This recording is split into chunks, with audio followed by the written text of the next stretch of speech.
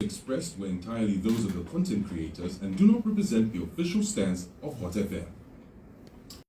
It's 08:13 on Hot. The heat is on. We're getting into a special interview right here on Hot, as earlier announced. Now, it's a Wednesday, it's the 15th of July 2026, and welcome to this special edition of the Red Hot Breakfast.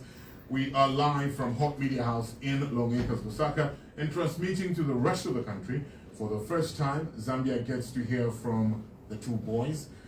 We have Honorable Brian Mundubile and Honorable Makebi Zulu, who are running on the National Reconciliation Party for Unity and Prosperity ticket as president and running mate, respectively. Now, with 29 days to go, the two boys, as President Hichilema often refers to them, have emerged as the strongest challenger to President Hichilema's quest for a second term. And this morning, they will be sharing their grand vision for Zambia and speaking to some of the issues they have picked up on a demanding campaign trail they have been on. Allow me to welcome our two guests this morning, Honorable Mundubile and Honorable Makebi Zulu. Good morning and welcome to the Red Hot Breakfast. Thank you very much. We are happy to be here this morning. Good morning and thanks for having us. Yeah, thank you so much for joining us. Now, the way your campaign has unfolded over the last few months is nothing short of a phenomenon. It's catapulted you to right in pole position as far as the opposition is concerned. Did you expect this strong wave? Let's start with you, Honorable Mundubile. Well, of course, like you rightly put it, the response from the people is overwhelming. It's whether we expected it. To some extent, but of course, the numbers that we're getting out there have completely exceeded our expectation. The support that we received from the Zambian people, from 5 provinces we visited, has simply been overwhelming. And Honorable Zulu? It's been quite humbling experience looking at people express themselves. And I think it's beyond personalities. It's not about myself or President Mundubile. It's a reflection of people's hopes for change. The people seem to be in dire straits, and they're looking for a way out. And perhaps we'll say God, in His infinite wisdom, made it be the way it is because no one expected things to be the way that they are right now. At the beginning of the campaigns, the UPND was saying there's no opposition. We insisted at any given time that it does not have to be any one of us. It's the Zambian people that are the opposition, and they're expressing that in the way they come out. They're not being transported anywhere. They're coming, and the messaging that we're putting across is resonating very well with them. So it's a very humbling experience, I must say, and we are humbled to want to live by what the Zambians really want. Let's spend some time, a bit of time on your track records. For those unaware, how do your individual public service records help, prepare you to lead Zambia? For instance, for Honorable Mundubile, apart from parliamentary duties, you served as chair of the ERB, and Zambia has plenty of challenges in the energy sector. How does that experience help you if you become head of state? Well, first of all, when you look at the track record, you made reference to the time that I served as parliamentary government chief whip, for instance. Yes. I served also as a minister. I was also leader of opposition. Before that, I chaired quite a number of boards. ERB was one of them. You'd be interested to know that I served on the ZDA board for about 6 years, and I was chairing one of the committees. So what that does, it gives one some expose, first of all, to know how government functions. And when you look at it, you are looking at it from the good governance point of view. Case. You come to how parliament functions, you come to how government works. So it's all rounded. And all these experiences have greatly assisted me in understanding how government works. So I'm understanding how government works from the private sector and also from the public sector, having been deeply involved, for instance, in the boards, and also having been involved in cabinet and having been heavily involved in parliament. So it's an all-rounded experience as it were. All right, so how does your experience now, how will it speak into the challenges that, Zambia faces in the energy sector? If elected as president, how do you plan on, sorting out the challenges that we have? And I'll highlight a few. The biggest one obviously being load shedding, the energy sector that the country has experienced. And the other has been the biggest debate, has been the pump prices. After the UPND took office, well, we have a new way of pricing in this country. We have monthly reviews where the prices change every month. What's your plan as far as energy is concerned, whether petroleum or electricity? Yes, first of all, if you look at the experience I got in the energy sector, we'll start with power.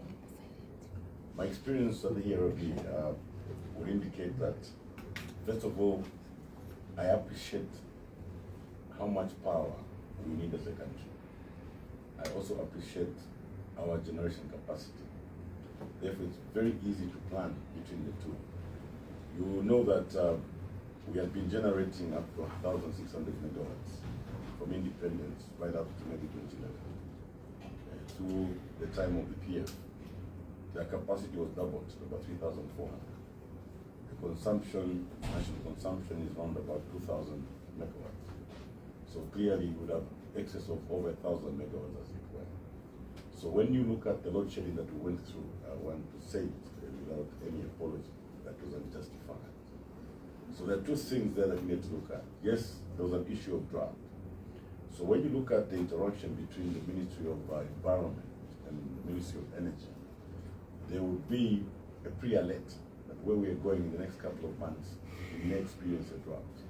So what is expected are the measures that you immediately take. I'll give you an example. If we predict that within a year we're going to have a drought, you can start load shedding in January just for 1 hour, quietly. The consumers won't even notice it, okay? So you go through the difficult period without any problem at all. So even previous, we used to go through this difficult time, but because of proper planning, the load shedding would start very early, maybe 8 months before the actual drought hits. So by load shedding, you are reducing your generation, and by reducing your generation, you are preserving water. That's simply what it is. So there's no magic about that. If you reduce your generation, you preserve your water. So in difficult times, in drought times, you still have your water, enough to generate power to supply your people. So it's a question of priority. With the UPND government, there was no issue of drought, forget about that. It was just a question of priority.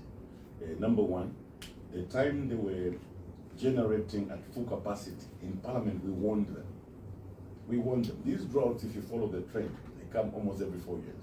So it's something you're able to predict. It don't come as a surprise. President Hakainde Hichilema called it the worst drought in the region. That cannot be the worst drought in the region. It was a partial drought. The northern part of the region did not experience that drought. So clearly there was a lot of exaggeration around it, and there was a lot of carelessness on the part of the UPND. They just didn't plan for it, or maybe it was not their priority, because the priority was to export power. So I'll come to your question as what are our plans? The only way out, first of all, is to ensure that we generate enough power, supply enough power locally to our local businesses and all the consumers locally before we think of exporting. Exporting is attractive because it brings in foreign exchange. Mm-hmm. Yeah, but we have to look at investment first. If you look at the northern region, we've got Lumangwe. Lumangwe's got capacity of up to 240 megawatts. When you go to Lufu in Isama, there's capacity potential of about 150. So give and take, there's another 650 megawatts from the northern region alone, in addition to what is being generated. So if we operationalize the investment, actualize the investments in the northern part. We'll go over 4,000, 5,000 megawatts as it were. And the local consumption will only go slightly over 2,000. So you still have a lot, to even export. So to solve these problems, we must know that from time to time we will experience droughts. If as a country we enter into any agreement, we must be very clear that in times when generation is low, we'll make sure that the domestic supply is kept constant. Because this is where we are. This is where our voters are. This is where our people are. We can't afford to collapse local businesses, just to promote export, as it were. So as regards the energy sector, the plan is to generate more power. There's still a lot of potential on hydro, but going forward, we also have to promote thermal generation. What is sustainable is actually the thermal power through coal and other forms of energy. Because then the challenges of drought will not come in. So advanced countries will rely more on coal plants than they would on hydro dams, as it were. So the mix between the hydro and the thermal is really what our best mix will be going forward. If we're going to increase our supply to the mines, Zambia plans to go up to 3 million tons, of copper production, as it were. Clearly, when those pronouncements were made, there was no reference at all to the investment in the energy sector that would support that sort of. Yeah. So in our case, we are saying let's look at the potential in the hydro, but to lean more on the thermal because it's more sustainable. Then we won't have sudden shocks, as it were. As regards the petroleum subsector, we opposed the closing of Indeni. I would still oppose it. That facility is very, very important. The use of the pipeline is very important. The use of that refinery, call it a separator, whatever it is. What is required there is further investment so that it's able to break and refine crude oil. So the advantage that we have by running in Delhi and maintaining the pipeline is that it gave us a buffer of about 90 days. You'll have enough stock such that if there are any disturbances in the oil producing countries, we will not get the shocks like we have experienced the past few months. So focusing on finished product has been a very big challenge. That's why you see that the situation became price sensitive. There are two fundamentals that influence the price of fuel. One, international oil prices. The second one is exchange rate. So they're both very sensitive. So if you don't have a buffer, you sometimes may have to change prices. In other countries, they change prices every day. The price that you buy fuel in the morning is the same price in the evening. And we're slowly heading there. Yeah, so the use of Indeni, the use of the pipeline has got to be restored. That's what gives us the real security. As a matter of fact, we need to build a number of additional facilities in the provinces. There are quite a number that you find in Mongo, Mpinka, Kasama. We needed more storage the facilities such that if we had up to 6 months recovered in terms of the buffer stock.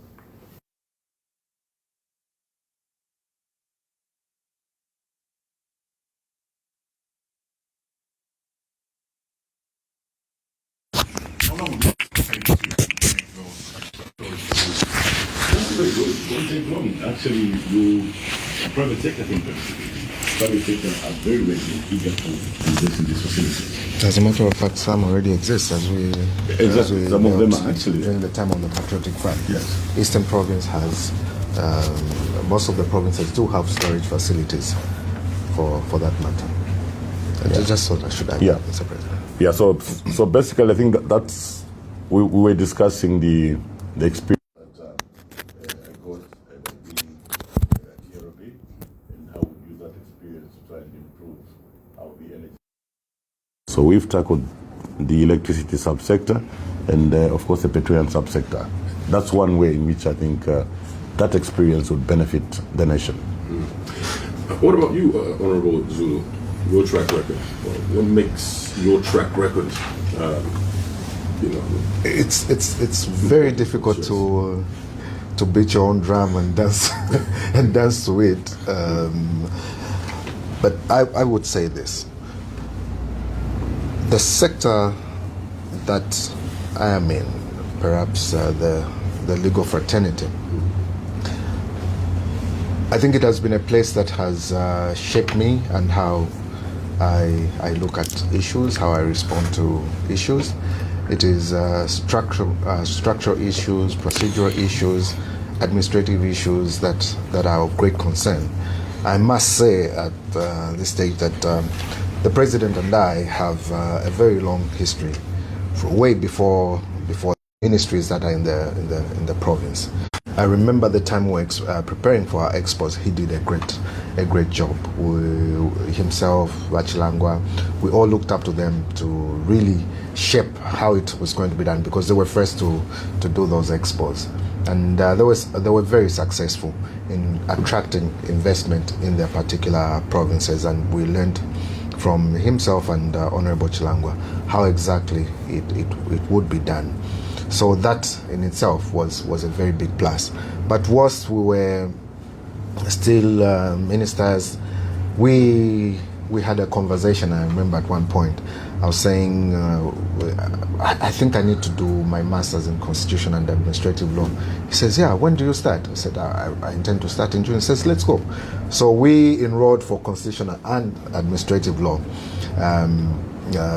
together, and we went through it together and graduated. So the idea was, if we are going to be in government, procedural law, constitutional law, these will be the foundation as to how you're going to run your government.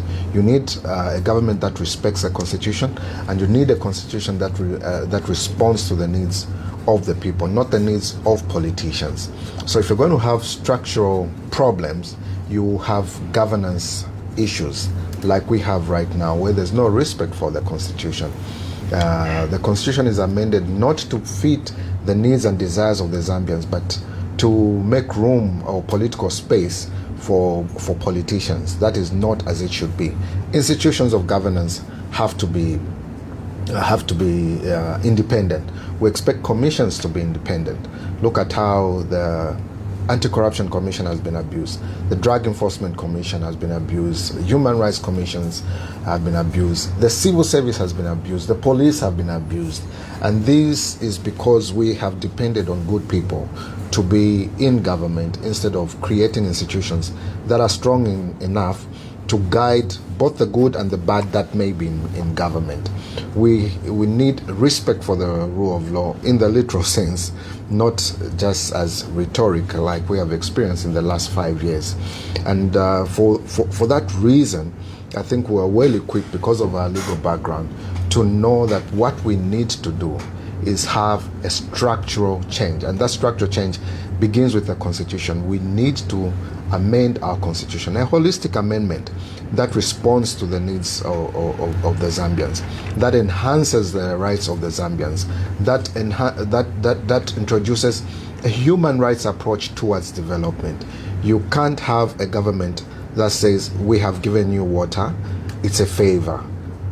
It should not be a favor. It should be a right that Zambians have to claim. And we have seen how that a lot of freedoms have been eroded from the Zambians, like the freedom of speech.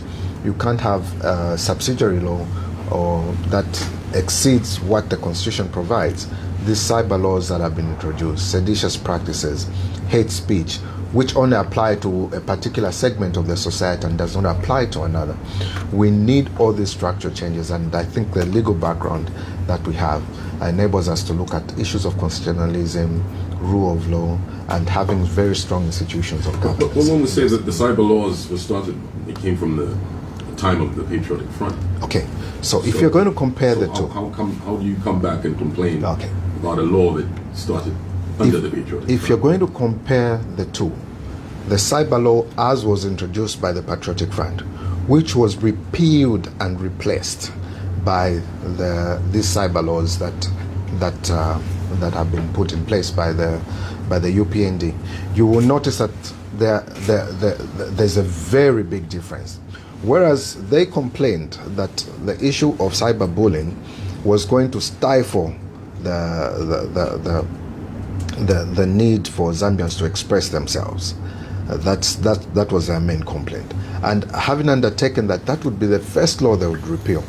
When they introduced that Cyber Crimes Act, it got to be far worse than what they complained of. We have had more prosecutions under this law in targeting politicians, targeting citizens, and that has cowed most of the citizenry into being quiet, into being silent. It's for that reason that even when you notice at all our rallies, when that issue is brought up, the response that we get from the people is such that they know that their voices have not been heard. It's for that reason that the UPND probably thought there was no opposition, because they shut people up. Democracy, like we've always said, is a marketplace of ideas. Right. And if ideas are not expressed, then you don't expect society to grow, or society to differentiate, or indeed get feedback from the people. You will not be able to get that. So the argument that yes, it may have started during PF does not necessarily make it right if at all it stifled the rights of the people. And as lawyers, we're committed to ensuring that firstly, we restore the rights back to our people so that they're free and able to express themselves. Only then shall we have inclusive democracy that takes into account all opinions that are expressed. So those are some of the things and issues that we hope to bring to the table. Honorable Zulu, when you say that, what do you mean? Do you mean that you repeal the current cyber laws, will go back to the old way? Are we going back to the old law, or have no laws whatsoever governing the cyberspace? Firstly, when you're going to deal with the cyberspace, what exactly are you trying to deal with when it comes to the cyberspace? I think the main issues for concentrating on are issues of hacking or scamming or anything that tends to amount to a criminal offense. That tends to deprive or maybe unlawful access to information, things of that sort. You want that law to be there. But when it comes to the freedom to express oneself, that should not be a subject that should go into cyber laws. We have sufficient laws. If I am going to say something about you, okay, I think it is only fair that you take up, if it's defamatory, you take up that as a defamatory action, a civil action. Government should not have an issue to come in and punish people for expressing themselves. I'll give you a typical example. In Katete, there were these ladies that were sharing fertilizers and seed in medas and cups. And someone filmed that event, and they were expressing themselves. They were saying, this is how we're receiving our fertilizers. This is what exactly is going on. We never used to live like this. The next thing, they were arrested. Okay? It is not only those that were speaking that were arrested. It is also the person who was taking the video who was arrested under the cyber law. And that defies all logic. Why should that law be used to silence dissent? We are saying that cyber laws should not be used to silence dissent, simply put. And if at all there will be cyber laws, because we are committed to repealing this draconian law that the UPND have put in, it will be a thing of the past. And that's a commitment that we have made, that we are going to repeal the cyber laws and restrict cyber laws to dealing with issues that protect the integrity of the cyberspace in terms of access to information, because what the law that we have right now is very intrusive. You will notice that as regards this same cyber law, the American embassy had issued a warning, and they warned their would-be investors from America to say this government is overreaching, in essence, in that they want access to all the information that you have. Right now, in this place, you have a server. You have all these computers. The law is such that Zambia, ZICTA, or indeed the government must have access to what you have on your server. They want to have access to that. If you have any storage system, they want to have access to your storage system. Just recently, there was this CCTV Act, where they want to control where you put your CCTV. You put CCTV at your house, you must register, tell them what system you are using for your CCTV. They must know the system that you are using for your CCTV. What is the essence of that? This, which you have sometimes you have it indoors. What is the essence of them having the ability to hack into your system? That is unlawful. That is overreaching. That is not respecting the rights of Zambians. And those should be things of the past. Let's protect people's privacy. Let's protect people's right to express themselves. Let's protect people's rights to move around. Let's protect the right for people to have opinions and express those opinions. How long should the Zambian people give you, if elected into office, to repeal this particular law? Because we have conversations like this. When you're in opposition, brilliant ideas, brilliant minds, and commitments. Honorable Mundubile, you are president and presidential candidate for the NRPUP. What's your commitment? How long should the Zambians give you to repeal this draconian law as you have described it? Like the Vice President said, we actually discovered this is one of the biggest problems the Zambians have today, these oppressive laws. I think we were somewhere in Chama and we talked about it. The whole crowd exploded into celebration that we're going to repeal this. So this is urgent. Unlike what we are seeing now, we will not leave these amendments to the very end. The moment we get into government, the consultation process starts immediately.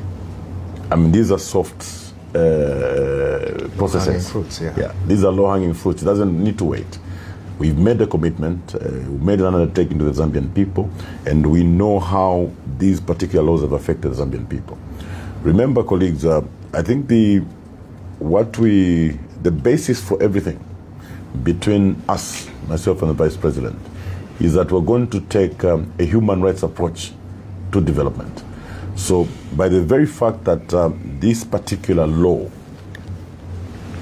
oppresses our citizens, it's very urgent that we look at it the moment we get into government. We begin the legislative process the moment we settle.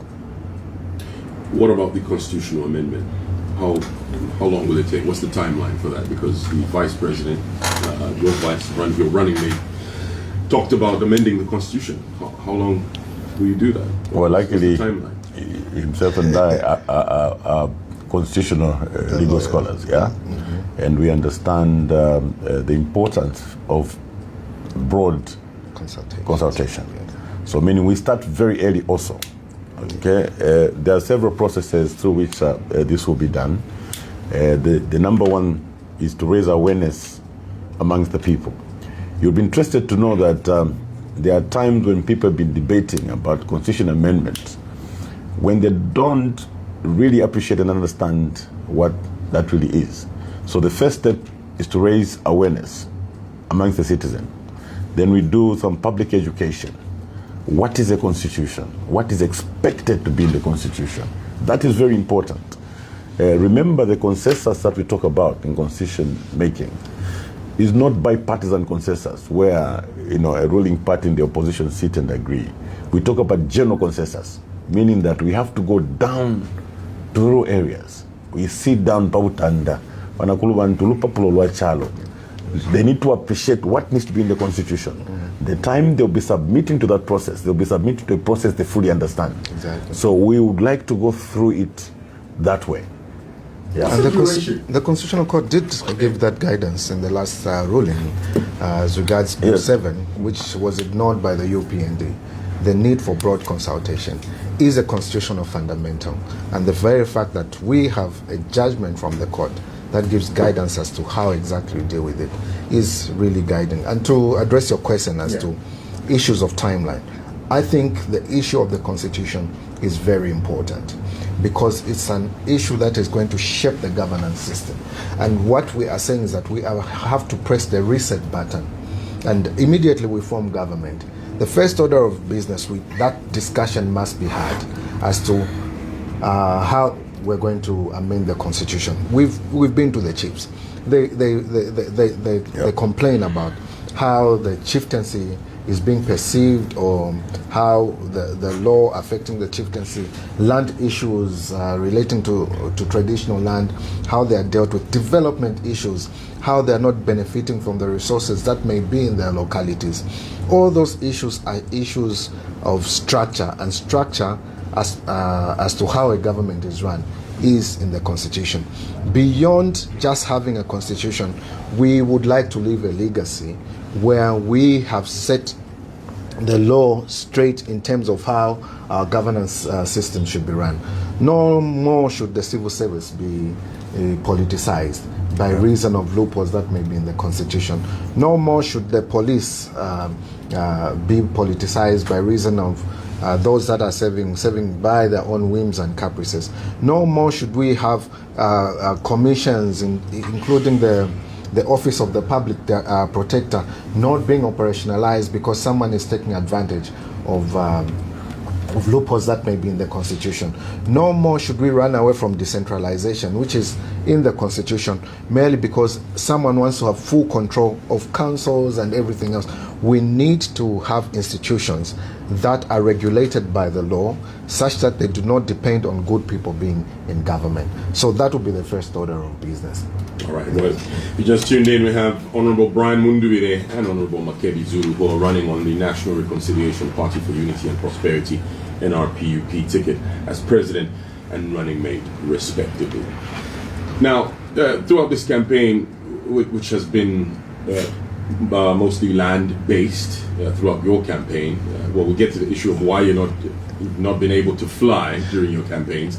But what kind of stories are you picking up from ordinary Zambians as you traverse the length and breadth of this country? Yes, number one, just like we are from discussing, Zambians have been very concerned about the oppressive laws. These cyber laws remain a major concern for most Zambians. Most Zambians feel oppressed. Number two is high cost of living. And number three, the issues of health delivery. You know that NEMA has collapsed completely. And in many places where we've been, this has been a major complaint. Of course, number four has been an issue of infrastructure, accessibility, road infrastructure in many parts, as it were. Issues of free education, much as the citizens appreciate free education, they've been very concerned with the manner and form that it takes. You have an average of 150, 160 pupils in a class, and teachers are unable to properly communicate or teach. So there's been issues of infrastructure around the schools to try and reduce the number of pupils in classrooms. Of course, to deliver a free and quality education, you must have a motivated workforce. Our teachers, especially those that are working in rural schools, have been facing serious challenges as regards accommodation. Yeah, so these are some of the issues that we've picked up. The agricultural sector, the distribution of inputs has been a major issue. You know that from the PF times, the time we're both ministers, the last I remember we're distributing 6 bags of fertilizers per farmer. Now farmers are getting fertilizers in medars. Medars will be a little bucket, and that is common everywhere.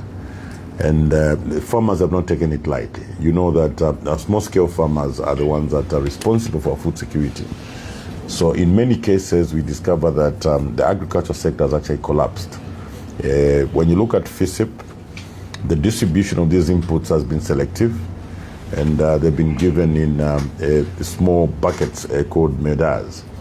If you go to Eastern Province and you look at the cotton farmers, the cotton farmers' business has completely collapsed. Soya beans farmers completely collapsed. We had started projects to do with cassava right across the country. There's nothing to talk about. Yeah, so we are finding all these challenges.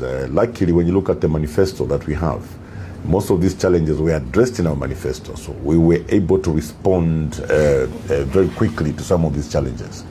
So our campaign messages were not general. We would go in a day before and appreciate exactly, what challenges people be facing in that particular area. And we go back to our manifesto to try and see whether we have challenges. You look at small-scale miners. our small-scale miners have really suffered. People that have been mining gold. You remember the Kikonge story. People died. Our youths died in Kikonge. You come down to Chingola, the Black Mountain. A number of our youths have lost their income, because the big players, the big boys, the politicians took over most of those dump sites. We have had people coming in the name of investors and they're after dump sites. We have said no, and we are not apologizing. We're saying those dump sites are going back to the youths. We promote investment and we want our investors to come, but we want them to go to greenfield mines. We'll assist them, to settle in greenfield projects. Those dump sites will be controlled by our youths.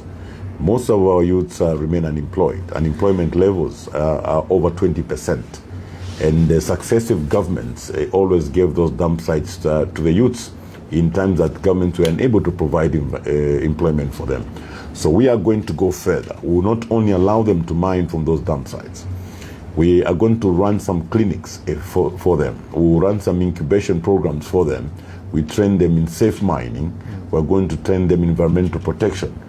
But at the same time, we will put them in cooperatives where we are able to assist them.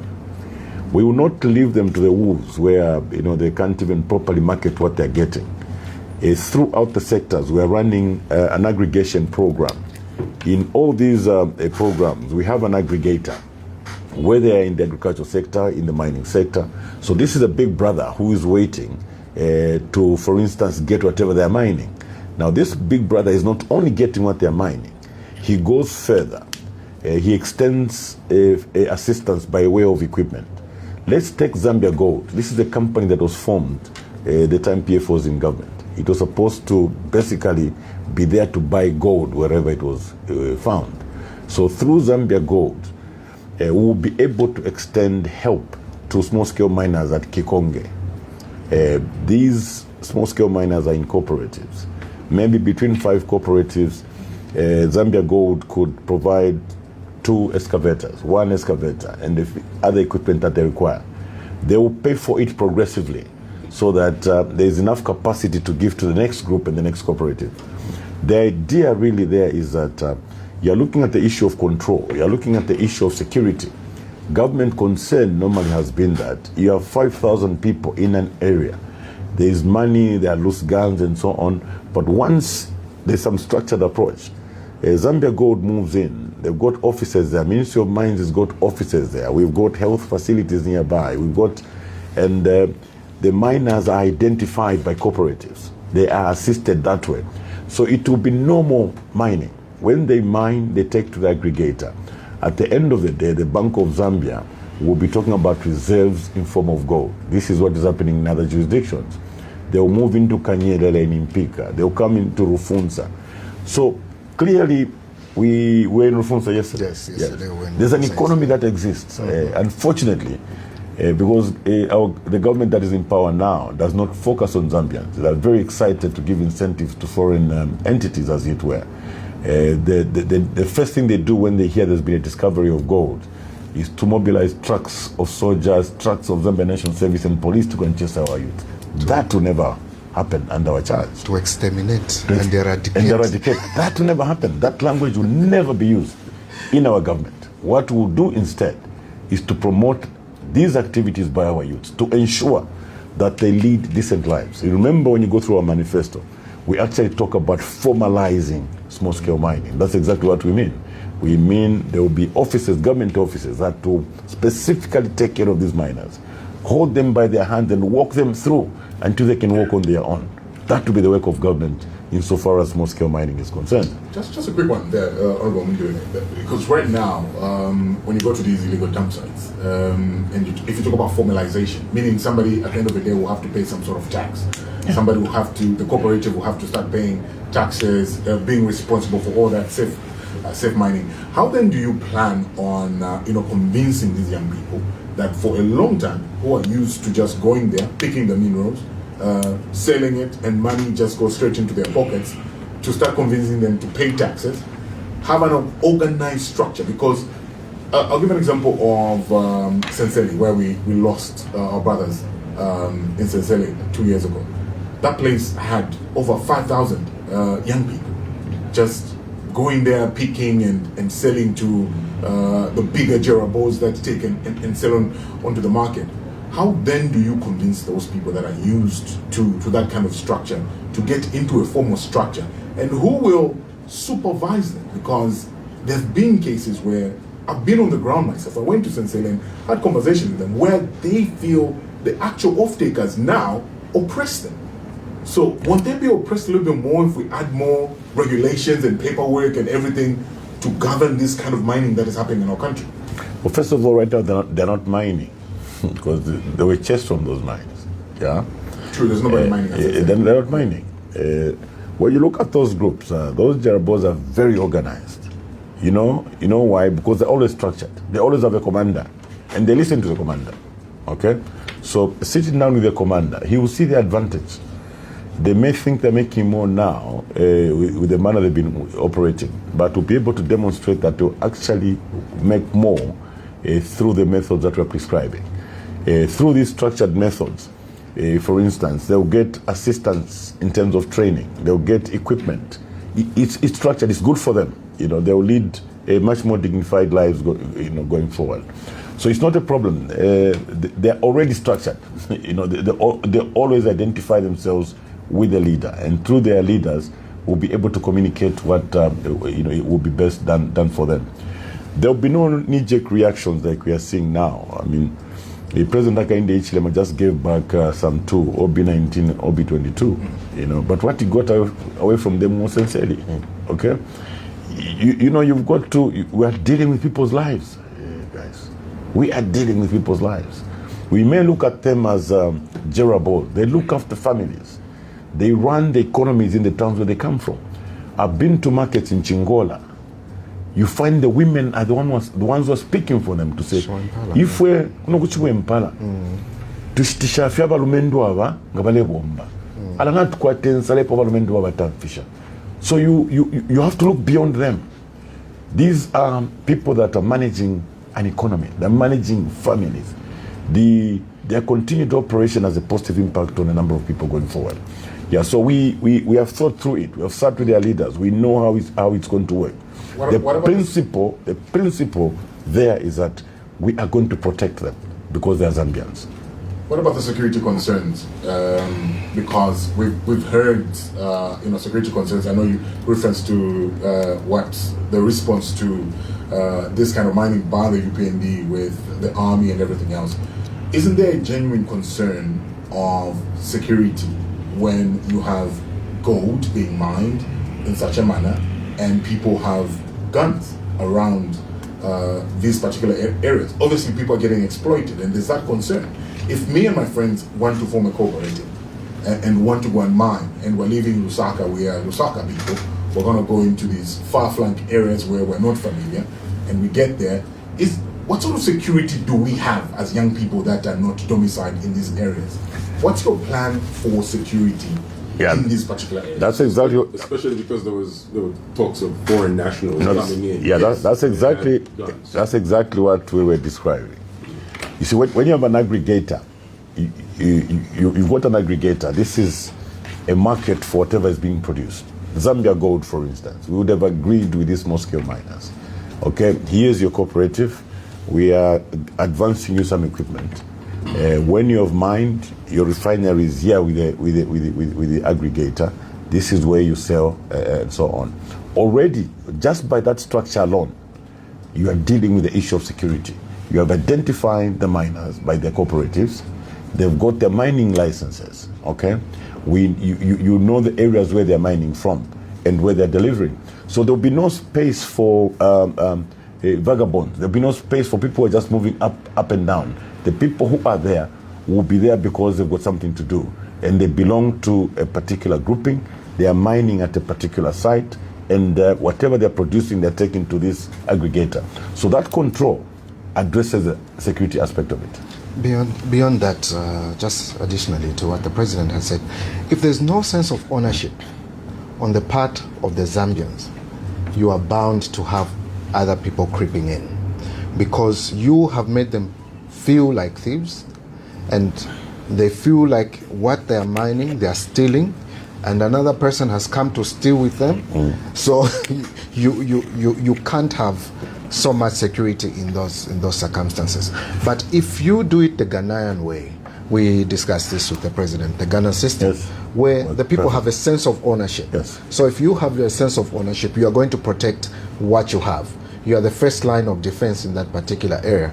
Because if someone is going to come and say, I also want to mine here, you have a reason to stop them from mining at that particular site, because yours. you have this sense of ownership. If you do not have that, then it is bound to become a security issue, where you even have the army coming in, where you have the army going in and shooting people, and no one has accounted for those people that have died in those places. There have been more deaths at the hands of the government than there have been just amongst themselves in those particular areas. And those are the things that really need to be told. That's a story that needs to be told to the Zambian people. But Mr. President, I think the question that was asked in going around issues of farming, what that we were finding along the way, in almost every area that we went to, see, there's been this illusion that perhaps the UPND have lost popularity in the urban areas. They'll get the rural vote.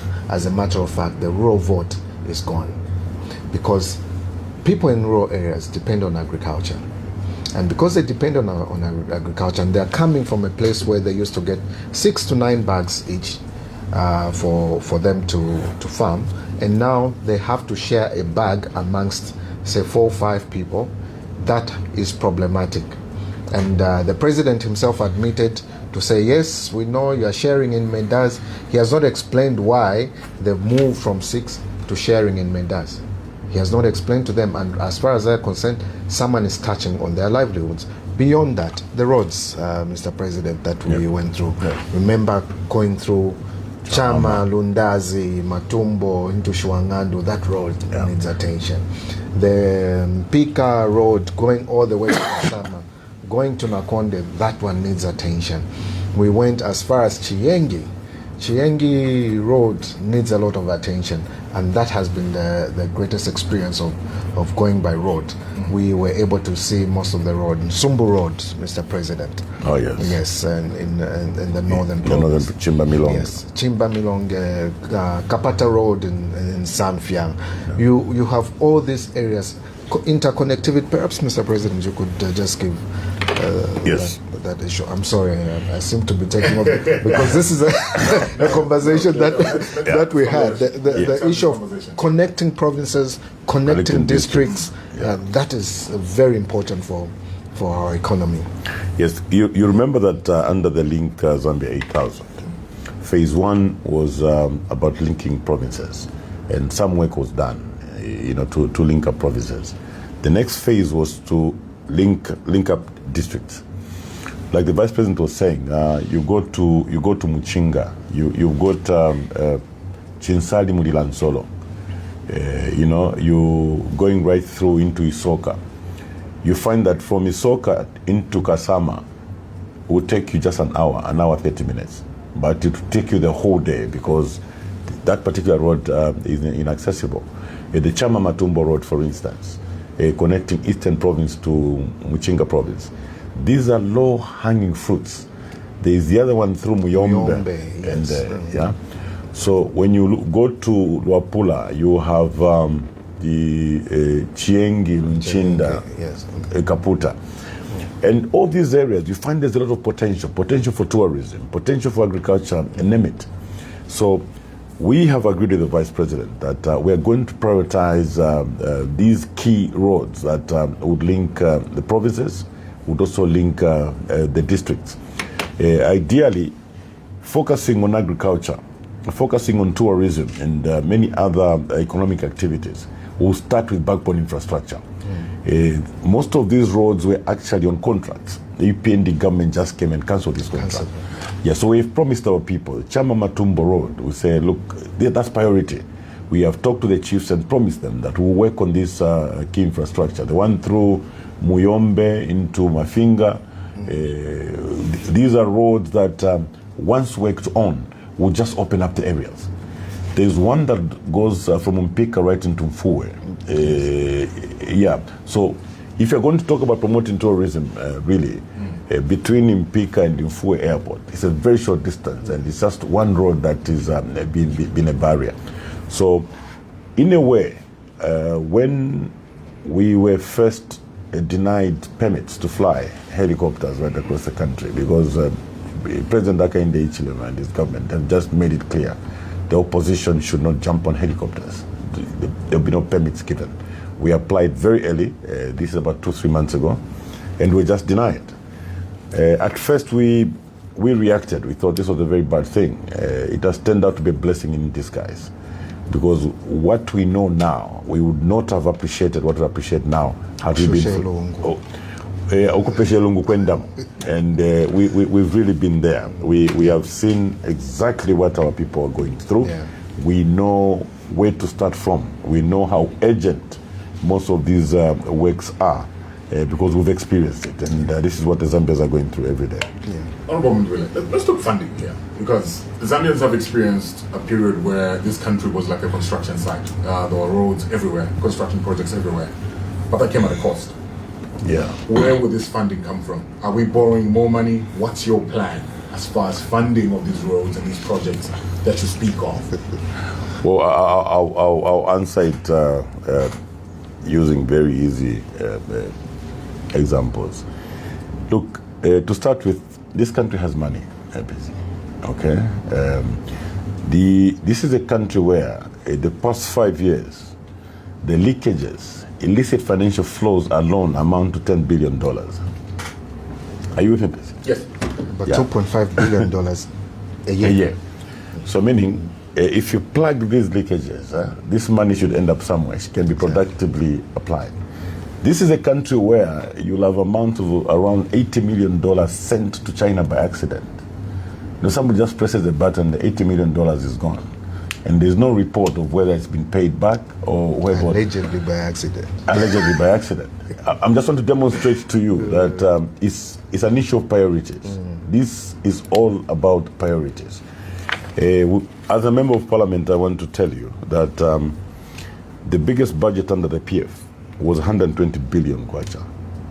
The first budget under the UPND before supplementary was at 170 billion. 50 billion kwacha over and above the highest budget under the PF. It ended at about 213. So we've been averaging 250 billion kwacha per year with the UPND. Now, ask them just one question, just to tell us one project they have done with this sort of money. With everything else that was done under the PF, the highest budget was 120 billion. The UPND has doubled that. They can't show us one single project that they have done. So it's an issue of priorities here. It's just an issue of priorities. So if you ask me where the money will come from, I've demonstrated what we're able to do with 120 billion. And I've also shown you that 250 billion people have been playing.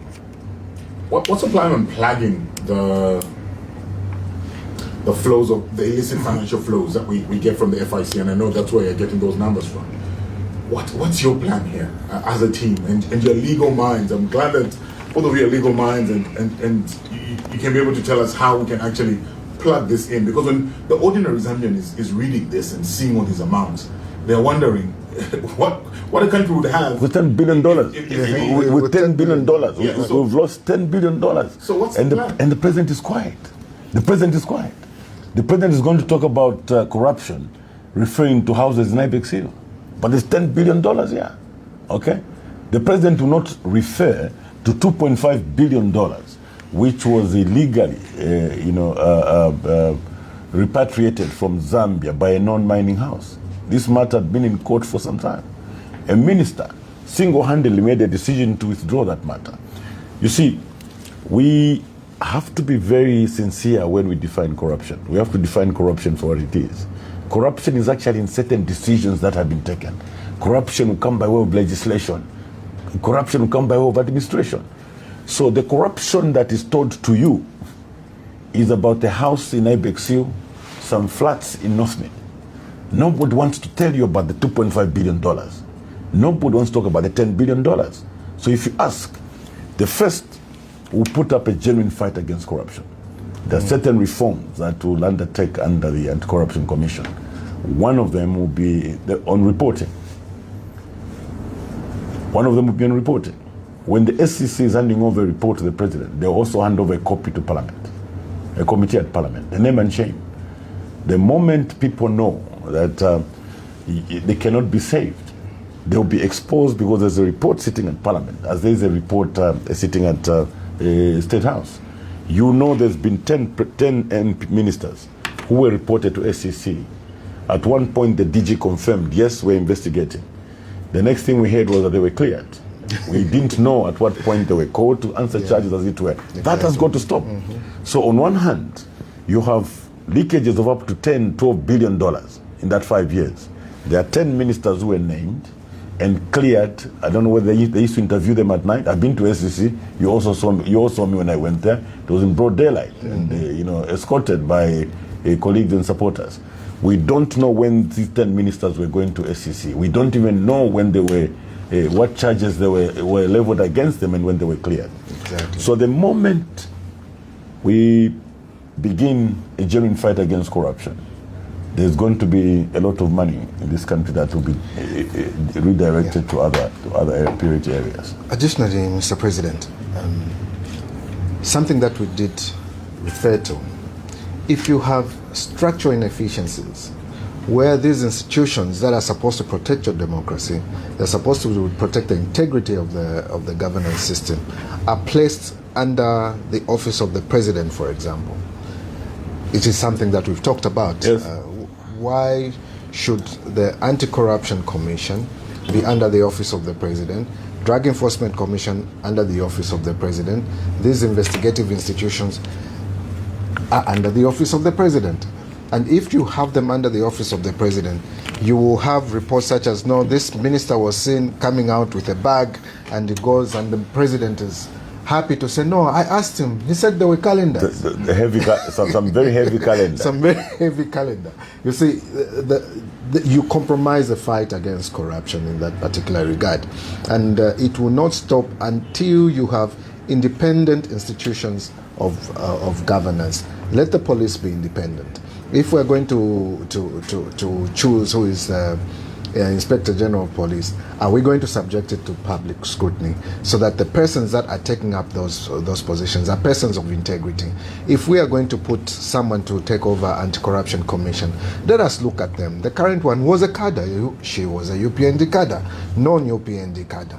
Now, is she going to act against the party that she belongs to? Because we have no record of her saying that she's ever resigned from the UPND. Is she ever going to go against the decision of the president of the party that she possibly belongs to? You have all those issues that are there. What kind of people do we need to take over such kind of institutions? What kind of scrutiny should be put in place for that? If we have that, then we are going to be closing up those leakages where we have illicit financial flows. The World Bank report, Mr. President, 2022, the first year of the UPND, as regards the mining sector, we lost about $500 billion. What could we do with $500 billion from the mining sector? See, we have this tendency of thinking that this has only affected those that are on the copper belt. It is the very money that is used to buy medicines in Kaputa. It is the very money that is being used to ensure that the road between Kasempa and Kaoma is fixed. It is the same money that is supposed to be used to ensure that NIMA is running and saving the people of Zambia. It is the very money that is supposed to be used to ensure that fertilizers are properly subsidized for farmers to be able to access these fertilizers. It's the very money that can be used to ensure that we get into value addition. Because he likes it, and I enjoy listening to him when he's campaigning. And he said, that is the role of government, to ensure that we uplift the lives of our people and leave them better than we left them, than we found them. Have the Zambians been put at a better place than they were before the UPND came in? The answer is an absolute no, because priority has been about killing the opposition and not necessarily serving the interests of the Zambians. Does this all mean that you go after the UPND if you win this election? Is this going to be a witch hunt, as some will probably... See, the people that are going after the UPND are the Zambians. And the legitimate way of going after the UPND is going to vote on the 13th of August. Yeah, but my and question is not necessarily getting the Arugwalo and giving it to another Chavinga to take over the UPND will be killing democracy. It is for that reason that we're saying that let us have a healthy country, a country where democracy thrives, where dissent is allowed, unlike a situation where any person who says anything against the government, look at Nakachinga. Just because of saying H.H. Mututu, he's in prison. Why should someone be in prison for saying H.H. Mututu, and then someone who allegedly got envelopes or whatever calendars they were, or the 10 ministers that are alleged to be involved in corruption, none of them has been tried? You have the Financial and Economic Crimes Court that has never tried any person that is serving in government or any person that is related or affiliated to any person in government. You have those problems. That needs to be nipped in the bud. We are not going to kill the UPND. They will thrive, and people should be able to have a choice. A choice, yeah. Exactly. People should be able to have a choice. Unlike what they tried to do to us, not knowing that they were building a bigger opposition in the Zambians. And that is the core that the Zambians are. The Zambians are not interested in politics or that are divisive. It is unlike what President Hakainde is doing. When he goes to a particular region, he says, vote for me, give me 1 million votes, because these people will be beating you. They used to beat you, they'll continue beating you. When he goes to other regions, he says, one Zambia, one nation. What sort of hypocrisy is that? If we're going to preach one Zambia, one nation, let us preach it everywhere. Where we belong to, places we come from, and places we don't come from, because it's about uniting the country. That is exactly what we need. So UPND, when we say Kuyabebele, we say it is the Zambian people that are going to go by way of ballot to remove them from power, but not for them to stop existing as an organization. No, they must. They must exist. They must exist, and that is a better way of having checks and balances in government. And that is a test for a policy. If a policy is good, the best way to test it, throw it to the opposition. Let them comment on it. Yes. Let them say what they have to say on it, and then we will have a better way of governing. And they must be. They should be sure also that when in opposition, even the first week, they are free to hold rallies and begin campaigning from day one. All these complications, setting police to say let them not meet. No, that's the beginning of problems. You see, the moment you kill a dissenting voice, it actually affects you more, who is in government. Imagine, for instance, if the UPND had given the opposition freedom, to debate freely in parliament, speak freely at rallies, we would not have had the challenges of load shedding. Yes. They would have rectified it. We would not have had challenges of fertilizers in Medas. Okay? We would not have had challenges of these oppressive laws. They would have actually adjusted themselves and aligned themselves to govern the Zambians better. So they're discovering this at the very end, when cabinet is dissolved, parliament, and a few days before the elections. They're getting the reactions from the Zambian people so much later. So we've been discussing with Vice President that democracy has to thrive. Well, fortunately for us, it comes naturally because of our training. There's no other way. We've got to allow democracy to thrive. We know the importance of democracy, and Zambians we will have their freedoms, a freedom to express themselves. We are actually saying, look, if for some reason instead of supplying 8 bags, we supplied 7, you can go to radio and say, President Mali to there will be no one who come and pick you up and say, to police for hate speech. Now to come a president that you should change by 1 bag. That's something you're passionate about, Mr. President, the politics of vengeance. I think it's important that is clear. No, we've made it very clear that there'll be no vengeance. Not at all. It has to stop somewhere. It will end at us. It has to stop with us. We are saying we are resetting the country. We are going for national renewal. when we talk about unity, it's unity indeed. Yes. Yeah, so there should be no politician who should begin to fidget, thinking that we're going to go after them, who set police on them to find funny or silly cases. Not at all.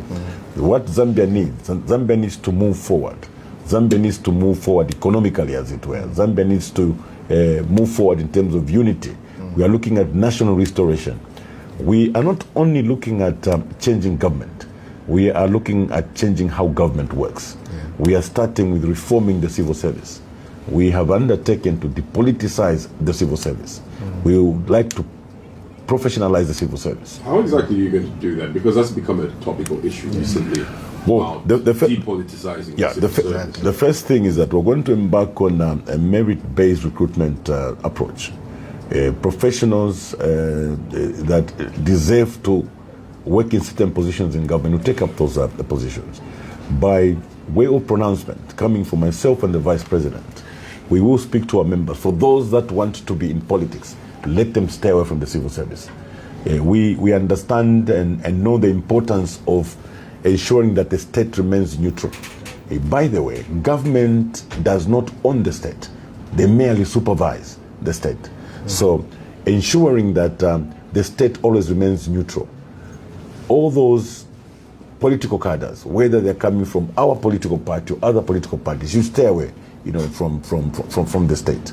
So these are reforms that we'll immediately implement in the civil service, and Zambians will be able to benefit from that. If you look at the situation now, the situation is so bad that any government office that you go to, you can literally tell this civil servant is a cadre. If they know your face like they do Makebi Zulu's face, you won't even get any proper treatment from them. Can't even get into prison to see the Kachinda. Exactly. You go there as a lawyer, they won't allow you. They'll say you need clearance from headquarters. I wonder why I need because they're looking beyond your practicing certificate. Exactly. Exactly. They're being politicians themselves. They're looking at you as a political opponent, as it were. And so that has got to end. Mr. President, this civil servant who's an ambassador, had a press briefing where he says, I have come to campaign for the UPND, Andrew Banda. And he says, because I'm a presidential appointee. But he's acknowledging he's a civil servant. And that's taxpayers' money. The regulations are very clear about participation in politics. You'd expect a response. If the president is a man of integrity, he will say, I will not allow that. You don't allow that. Because you have chosen to be a civil servant. You had an option not to be. By reason of that appointment to a civil servant, you can't do that. Now we have special civil servant from State House, civil servant from everywhere else. That will not happen in our government. That should not. That will not happen in our government. That should not happen. If you have chosen to take up a job as a civil servant, serve the Zambian people. Don't say, I'm coming to campaign and I'm going. So that's an indictment on the president himself. What is he going to say about that?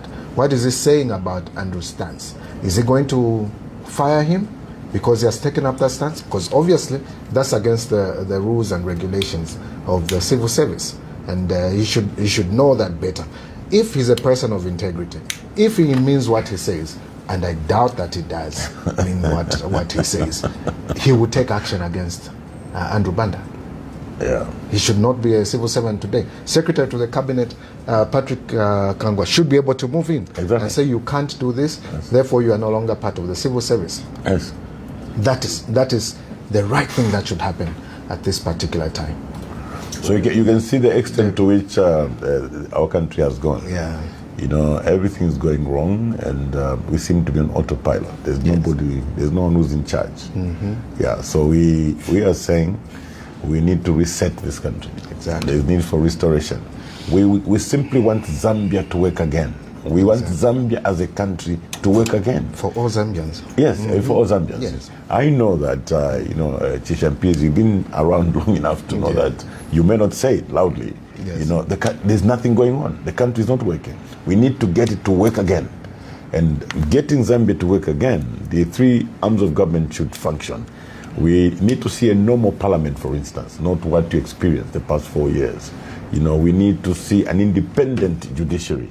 We need to see an executive that is functioning, as it were. So as the situation has been, everybody's lost. There's no parliament to talk about. Vice President was just describing the two-tier justice system, two sets of laws. Certain courts and laws only apply to those that are in opposition. Including interference with judges. Interference with judges, as it were. So we need to get this country to work again. We need Zambia to start working again as a country. Yes. This country needs a national renewal, a restoration, a reset. It's actually urgent. It's an emergency. When you travel, as we have done the past few weeks, you actually realize that this is an emergency.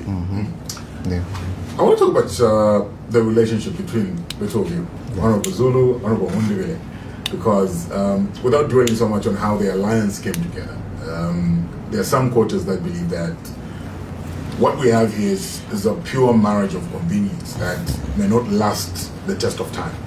How strong is this relationship between the two of you, especially over the last few months you've had to work closely together?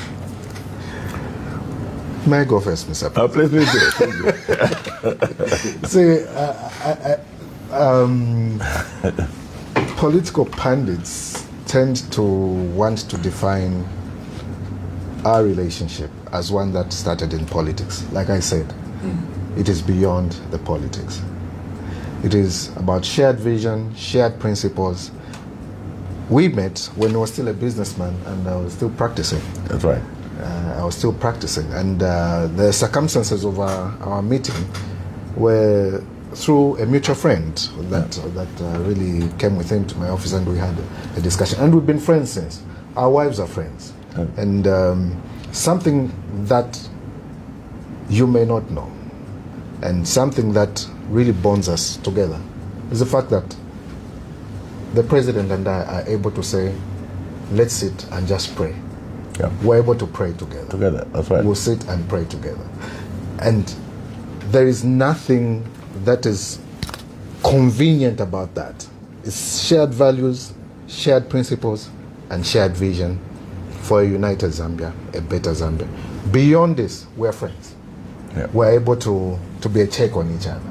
We're able to be candid with each other. We had quite a number of trips. I remember when we went to China, when we were just provincial ministers and just relooking at things and talking about things. He was close to RB, I was close to RB. So we'd meet at many a fora. He was close to ECL, I was close to ECL. We would meet many times, tasks that he was being given. I was his vice or legal committee, so we would do most tasks together. I know his thinking. He knows my thinking. And we are not conveniently together. We are divinely together. That's right. That's right. Some think that this partnership will come to an end if you don't win the election. You disperse, is what they say. No, I think the vice president has described our relationship in very clear terms. For those that may want to know, from the time we lost elections, I went into parliament as leader of opposition, and we had a number of matters in court. His office was actually like a secretariat, and the one who would anchor the secretariat actually, as leader of, I'll be there every morning, sitting with him, planning and so on. Yeah, so we are not strangers. Did I send a bill? So the time that we're serving as provincial ministers, we were not just workmates or maybe neighbors in parliament. The other provincial ministers would tell you those two are friends because we live, work, and be together. Do things together. Our wives are friends. They meet and so it's not a marriage of convenience at all. Remember that because of the UPND, we found ourselves in these circumstances. We had no political party. So each one of us was trying. By that time, it was agreed to say, okay, it was not just between the two of us. I mean, Hari Kalava, all those, we said, okay, guys, let's give it a shot. Whoever we met, the others will support. So this was discussed with many other political parties.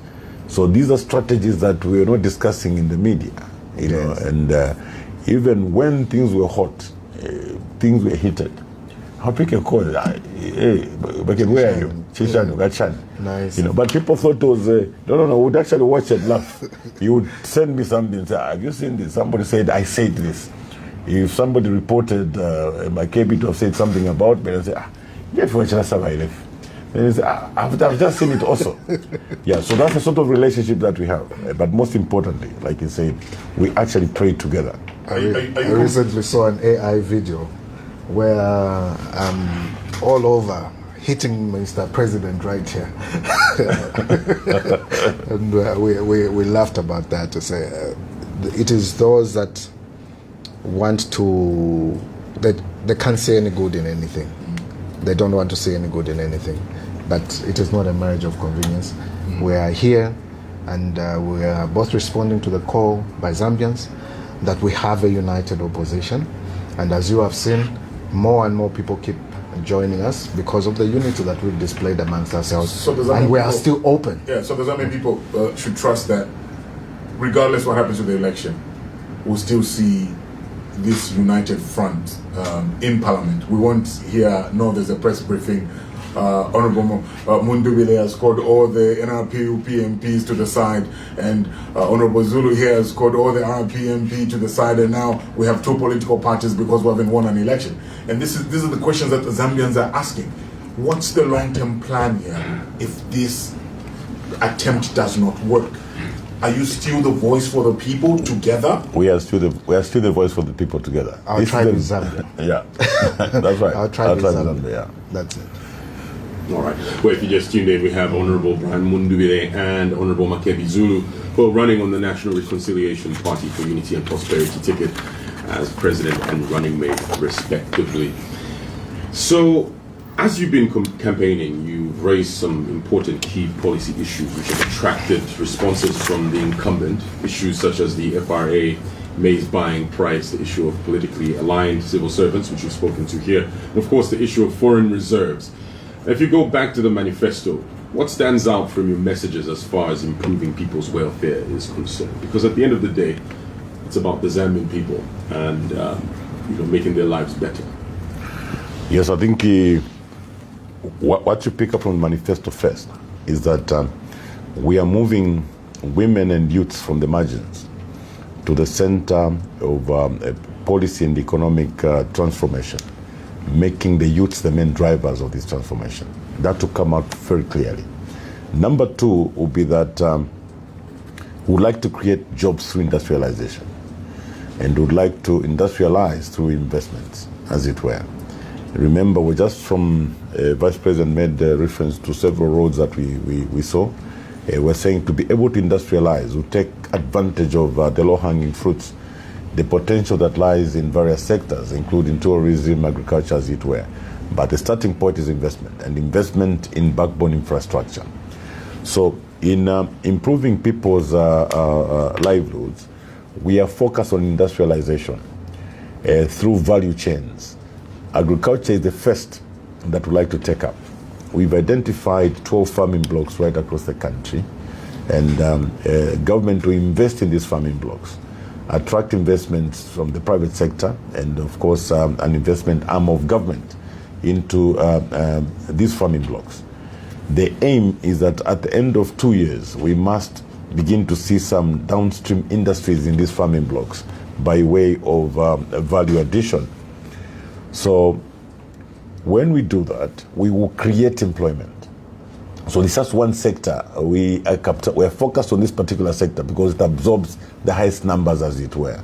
So we are looking at 12 farming blocks that within 3 years should be able to employ well over 300,000 people. Okay, this is all research, documents are there, people can make references to that. Yeah, we think this is going to make a huge difference. Secondly, we are looking at the potential, for instance, in Eastern Province. There's a huge potential for cotton.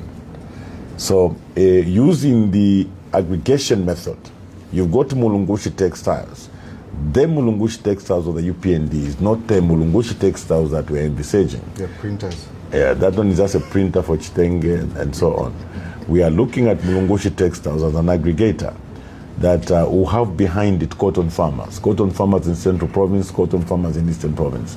But we are not allowing, in order for these farmers to get value for their crop, we are saying we should some on-farm processing. There must always be some value added so that the farmers get a benefit of it. We've talked about baby gineries at these farms in Eastern Province and Central Province to be able to supply cotton. So besides maize, we are looking at other crops that are friendly to Zambians, that Zambians can grow and be able to aggregate their stock and supply to these aggregators. So the thrust of all this is job creation. Zambians are suffering now because they're not employed. Poverty can only be fought through sustainable employment. And that's exactly what our starting point is poverty reduction through job creation. And job creation through industrialization. Industrialization through downstream industries or value addition chains, as it were. So this is where we are. And you talked about FRA. We've really been concerned. You heard just a few days ago the president and his chairperson for FRA were we're disagreeing publicly, where the president says the moisture content is low, buy. The chairman says no, the president is not being truthful, the moisture content is high. And then we began to question. We said, okay, well, I don't think they carried out a comprehensive survey to see that every farmer, all the farmers that grew maize had their maize with high moisture content. What was the relationship between announcing the floor price and the moisture content? It's possible to announce a floor price and say, but we will only buy when the moisture content is below 12%. So there was nothing that was, the moisture content would not stop FRA from announcing the floor price. They could have still announced the floor price and then maybe guided to say we will not get the maize that is above 13% in terms of moisture content. So we realize that the UPND is gambling with people's lives. They don't realize that this actually involves people's lives. We are aware that they may not have the financial resources to buy maize because of their past conduct with the financial institutions, as it were. And we've been telling our people to say, how is it that with the UPND, when it comes to buying councillors and MPs, they've got money, but they've got no money to buy maize. Including buying those that voted for Bill 7, they had lots of money. In fact, the latest offer we got yesterday from Kasama, they've moved, by the way, the Vice President, I forgot to brief you, for a parliamentary candidate now, they've moved from 10 million, they are now offering 20 million. Okay? For them to withdraw. For them to withdraw, so that theirs can go unopposed. Yeah. And they were initially, I think, at 10. For councillors and others, they're offering 5. So you find that this is a government, I mean, they've got enough money to buy candidates. Where have you been getting that information? From the people that are tempting. Now, our candidates are our members. Our members. Our candidate from Kaputa had to run away from Kaputa because his competitor there had a bag of money and said, look, you've got to take this. They don't go with stories, they actually go with sacks of money. Yeah. 2 days ago, I know that the president of Kasama, the Advance Party, one of the gentlemen approached our supporters. They were carrying 20 million kwacha and they wanted to give. And you see, when we talked about Zambia, it should work again. We even have anti-corruption commission. We pay them salaries every month. And these things are happening every day. Not that I don't know about it. Remember our candidate from Kaputa had to, yes. I don't think he's even in Kaputa. He's staying in Kasama because of this continuous bombardment. So to the ECZ, because that's malpractice. Well, they know these things. ECZ knows. There are certain things that they should take judicial notice of, because it's all over. Everybody, it's like a death in Magoe, where a driver is killed, and there's a death in Kaputa. Okay? Yeah. The death in Kaputa has nothing to do with campaigns, electoral violence. People were simply sharing money. One other person died. ECZ is very quick to suspend campaigns in And stop Kaputa. us from going to Kaputa. There was no, what you call those dispute resolution meeting, Committee, yes. which should recommend At the local. at the local level. None. So, but the elections are still going on in Magoe. Yes. Okay, somebody's killed because he's playing Makebi and Mundubile in Chawama. They are killed in broad daylight. But the campaigns under a particular political party are still going on in Chawama. So when you ask me whether we've reported to ECZ, really, yeah. So we still insist that this country has to work again. I'm just giving you examples of what farmers are going through. So the farmers that are stuck with their maize are also aware in Kaputa that there's 20 million kwacha on offer for every parliamentary seat should the candidate decide to withdraw. So there's so much money, in the hands of the party, and there's no money to be able to pay farmers. So we are going to correct the situation because we are focused on Zambians. Anything to do with Zambians, we'll be in a hurry to resolve it. You will not have a situation where our cadres are flashing money and buying candidates when farmers are not paid, when the floor price is not announced. That will not happen. We will not have a situation like that where there's no medicine in Kaputa. In the hospitals, we went to Chama, there are no medicines in hospitals, there are no nurses in hospitals, no doctors in hospitals. And yet cadres that are traversing those particular areas are carrying millions of kwacha behind their vans, as it were. Yeah. So the country has to function again. This FRA issue, the truth of the matter is that FRA does not have money. Because previously they borrowed to pay the farmers. Remember that supply where farmers had to line up through the night to collect their monies. They had to borrow from the banks, so the banks won't give them money.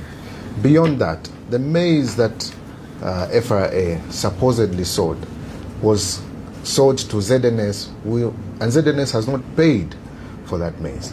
ZNS itself, using that illegal company of theirs called Eagle, meaning I say illegal because you can't have the commander being a shareholder. None of the people, government is not a shareholder in that particular company, and yet it's running as a government entity. Supplied that maize, and some of the people that got that meal are politicians who have not paid ZNS for ZNS to be able to pay FRA. So we have this situation, and that's where we're saying all these areas of corruption have to be really sealed. Some of them are theft. Yes, That's pure theft. That's pure theft and pure abuse of office and authority. And this information can be on the floor of the House through parliamentary reports of well-known companies run by UPND cadres. They're going to collect maize from FRA, okay, with a view to export, and just never paid for it. So sometimes when we look at the president, calling others thieves, and so we laugh and say, okay. I mean, if he just took a moment to look at what is happening in his own camp, we don't think he could actually go loud and talk about these things. So these have been pure cases of theft. If you look at the story of Eagle, like Vice President is saying, and you interrogate it thoroughly, the story of Eagle, it's an illegality. there are a number of things that are involved. We know of many connected persons to the UPND that set up milling plants in their residences, in their farms, and they were getting maize from through Eagle, getting maize and taking to these milling plants and packaging under Eagle, and simply never paid for that maize. A number of eminent persons in government today, government institutions, running milling plants on their farms and subcontracted by Eagle to mill this maize, and nobody paid for this maize. This maize, the milling was later exported. Nobody pays for this.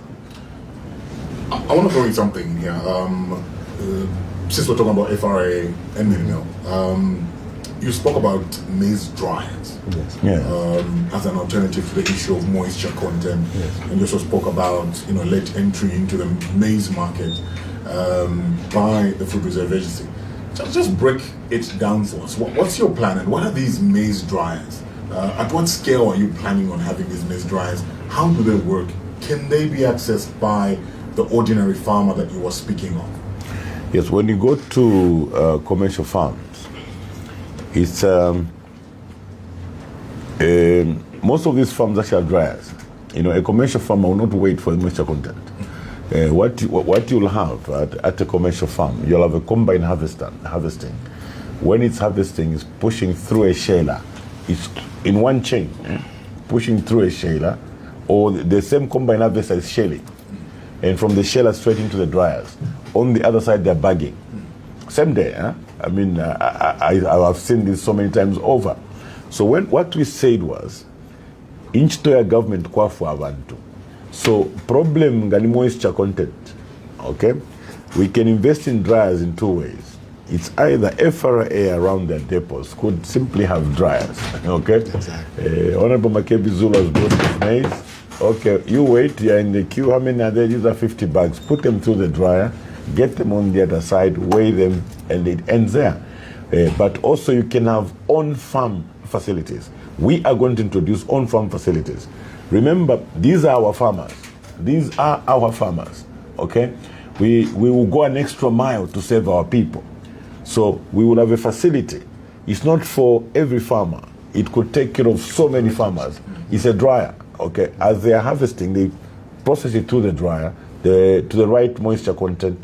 They're able to supply to FRA.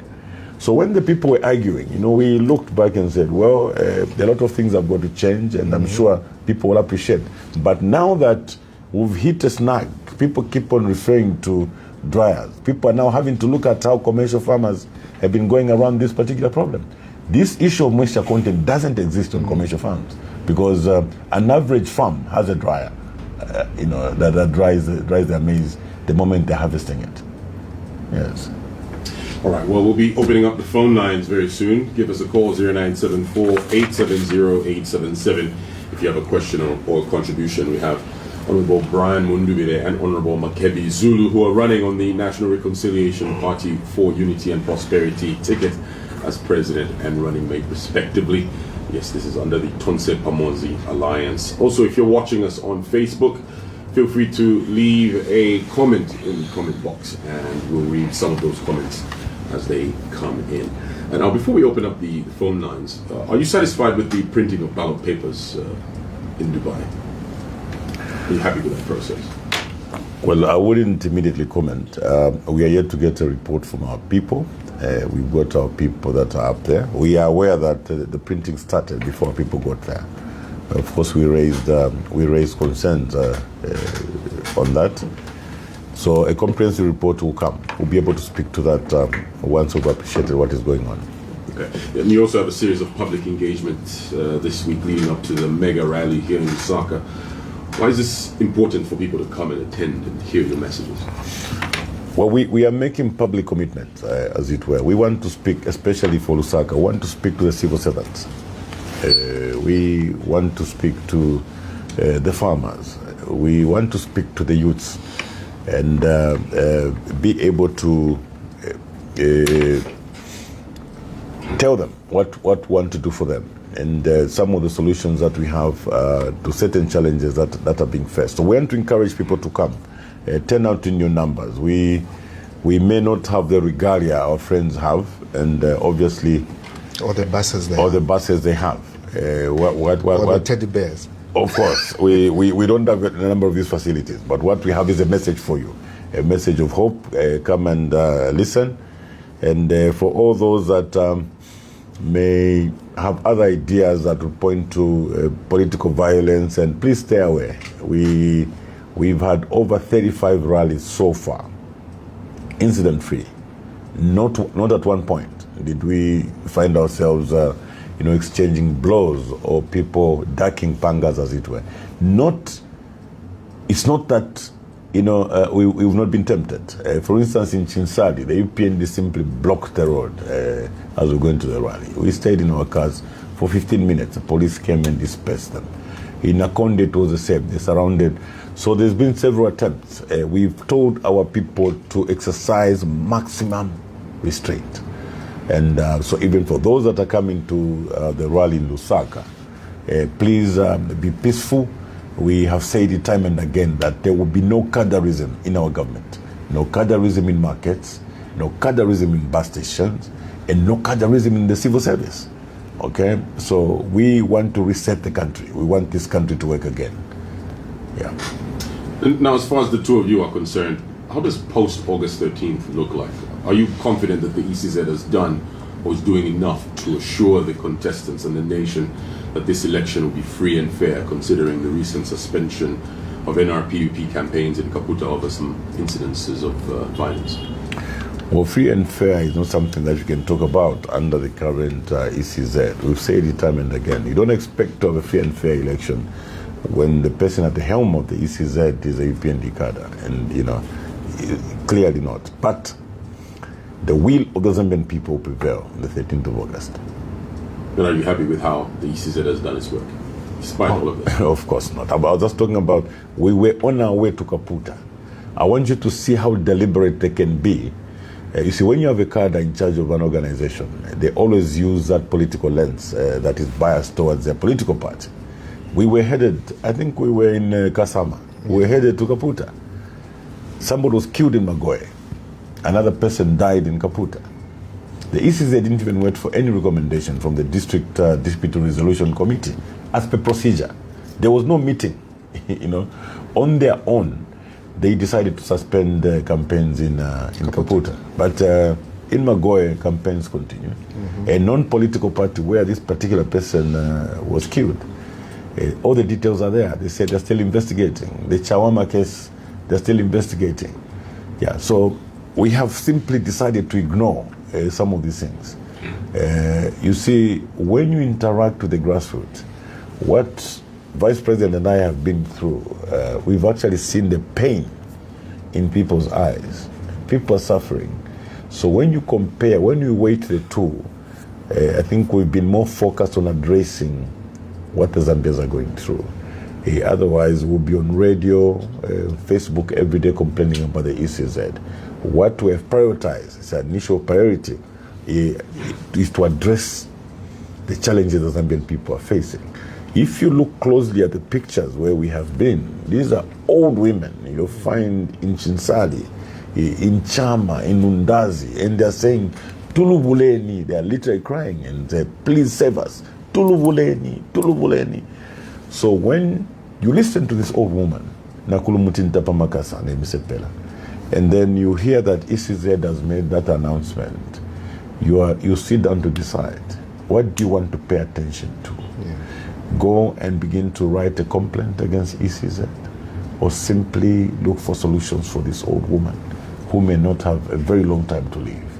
Yeah, so we have chosen a path of taking care of the challenges Zambian people are going through. So our resolve is that we will do it for the Zambian people. People power. It's a people power, yeah.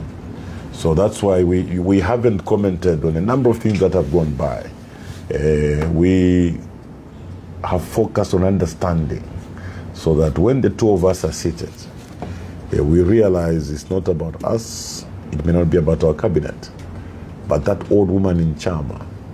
What about that old man in Mununga? The other old women in Chienge, as it were. Mr. Kapianga in Chinsari. Mr. Kapianga in Chinsari, yes, he's a freedom fighter. So these are the people that are occupying our minds right now. Madame Zalomes with our people, they'll go on and do things as they. But the will of the Zambian people will prevail. Whichever way it goes, the will of the Zambian people will prevail. All right. Well, give us a call 0974-870-877 if you have a question or a contribution. We have Honorable Brian Mundubile and Honorable Makebi Zulu who are running on the NRPUP ticket. That is the president and running mate, respectively. Call us now. Let's hear from you. Hello, good morning. Hello. Good morning. Good morning. Good morning. How are you? Good, how are you doing? What's your name? My name is Pastor Joseph Chipola. I'm calling you from Choma. All right, Pastor Chipola. We have... Please go ahead. Go ahead with your question. Thank you so much. I want to appreciate, first of all, the two great men on the panel, President Mundubile and Vice President Makebi Zulu. I think you are God sent, and God has sent you on such a mission and time such as this to liberate Zambia. Okay, because speaking on the issue of the Constitution, especially the issues of the cyber law, it has really brought a lot of problems to our men and women in this country. And as a man of God, I want to pray to God that He will use you at the time like this to come and liberate the people of Zambia. Because you can imagine, us as men of God, in our churches, our members are even failing to talk to us through direct call because they have to use the WhatsApp, they have to use different networks just for them to express themselves. So I thought I should be able to speak to that aspect, that even as you come into this government, ensure that the issues of the law to repeal those cyber laws must be taken into consideration. Yes, because it's going to help our people to liberate themselves. Because what we're experiencing now in terms of human rights is not supposed to be like that. Imagine us as men of God, as a man of God, I'm feeling the pressure, even among my members. I can tell that our members are suffering silently and they are afraid to speak out because they are afraid of the law enforcers. Imagine where I pastor even here in Choma, a number of people, they fail to speak freely because they're afraid. Okay? So now, as a servant of the Lord, I thought I should be able to contribute briefly. I know there's a lot of people trying to call and contribute on this end, just to encourage the two, that please, we beseech you by the message of the Lord, that as you come into government, and I pray that God is going to be able to do His wonders, because the people of Zambia, when you see us, they have made their decision, and therefore I pray that nobody will be able to bring any confusion or any negative action to this cause. And as you form government, as you enter into government, please look into these matters and ensure that you represent the people of Zambia and the children of Zambia so they can be able to get their... all right, Pastor. Thank you. All right. Thank you for your call. We appreciate it. Thank you. Thank you very much, Pastor. All right. Call us up at 0974-870-877, 0950-955-877, or 0967-877-447. We're going to take in two more calls and we'll allow our guests in studio to respond to your questions and contributions.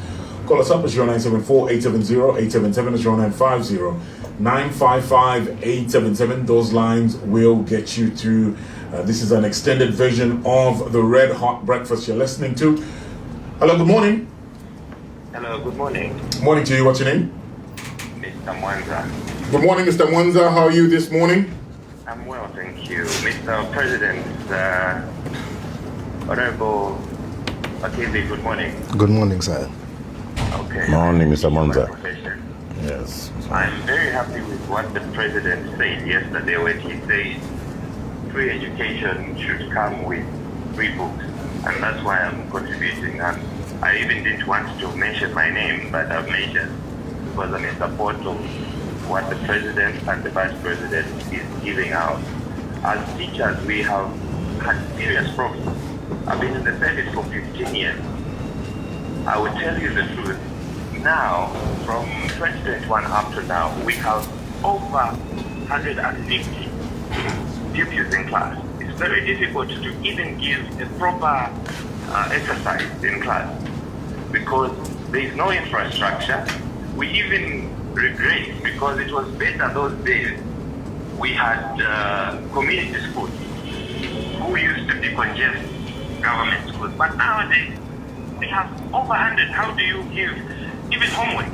So the quality of education has gone down because this government has not put serious priority to education. They are just saying free education, but the people that we are taking to universities, for example, are going there without being begged. We used to teach these people properly, but now you have over 100 pupils. How do you even concentrate on them?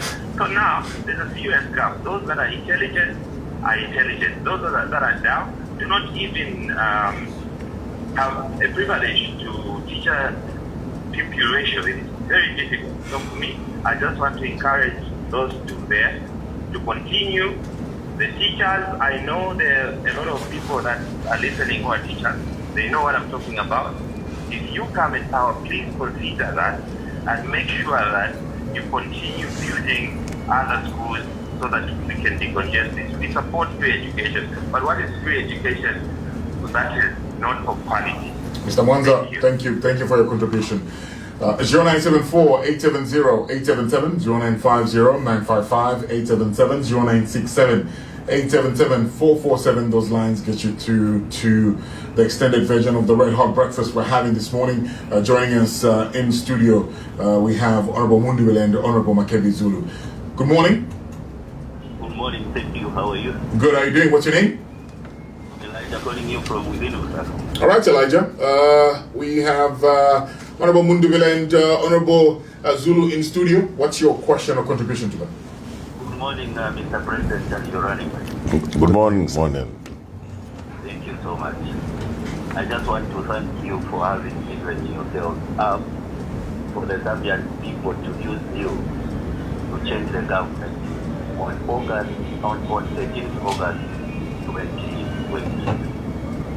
The UPN have failed the Zambian people, and electing the UPN in 2021 was a mistake of monumental magnitude that must be corrected. And we have always wanted people to come forward and be our torch bearers changing the government. I would also like to remind you that you keep reminding the Zambian people that the UPND changed the constitution this year. Already, the UPND Attorney General has announced that there will be a change of the constitution in 2027 should they win. What do they want to change to the constitution, which they did not change this year? This means that they have plans that could be overreaching.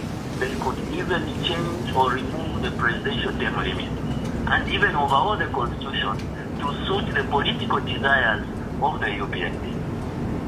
You should also remind the Zambian people that President Jaga Hindemith has presided over a very corrupt government. Looking at the Lusaka Radiocarachuel, the concession itself, the crime scene, also the FYC reports that have been coming out, glaring figures in those reports. Then we have the first quantum minerals deal, where the people that had illegally transferred $2.5 billion to Panama illegally were arrested during PM. But that case was dropped during the European regime. The Zambian people are ready to change the government. The UPN is going. I don't even know why President Jaga Hindemith has allowed. Elijah, I'll ask you to conclude. Yes. We'll ask you to conclude. President Jaga Hindemith is being deceived. They are closing schools. When he visits a particular area, they are telling people to rally to purport that he's popular. When actually on the ground, he's the most unpopular politician in Southern Africa right now. I thank you. All right, thank you, Elijah. All right, you can respond to those calls that we've received so far. Yes, thank you. For Pastor Chipola, thank you very much. We are with you in prayer, and thank you for your prayers. Mr. Mwanza, yes, so this is a matter that we're taking very seriously.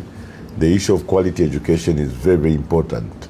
You know that if we don't handle this very well in the formative stages, the situation may be recoverable, where if the foundation is compromised in the early stages, these pupils will not be able to progress far in terms of education, as it were. So we have decided that we will quickly look at measures that will reduce the teacher-pupil ratio to at least below 50. so that you know the teaching can be impactful. So you know, Mr. Mwanza, that when you are changing a policy, there is what we call a RIA, a regulatory impact assessment. It's very clear that our friends in the UPND, when they were coming up with these policies, they didn't do their RIA to be able to appreciate the impact as we're finding it on the ground. But we'll be very quick to rectify this so that we don't affect many pupils negatively. So, Mr. Mwanza, as a teacher, we also want to assure you that to be able to achieve this free education, free and quality education, we also have to look at the welfare of teachers. So we've undertaken to look at the issue of accommodation for teachers, especially in the rural parts of the country. And in the meantime, we will look at revising the housing allowances that they're getting so that they're able to rent a decent accommodation. It will be a dream, a fallacy to think of teachers providing quality education when they're submerged in debt and the government is refusing to implement debt swap. So Mwanza, be assured that we will implement the debt swap.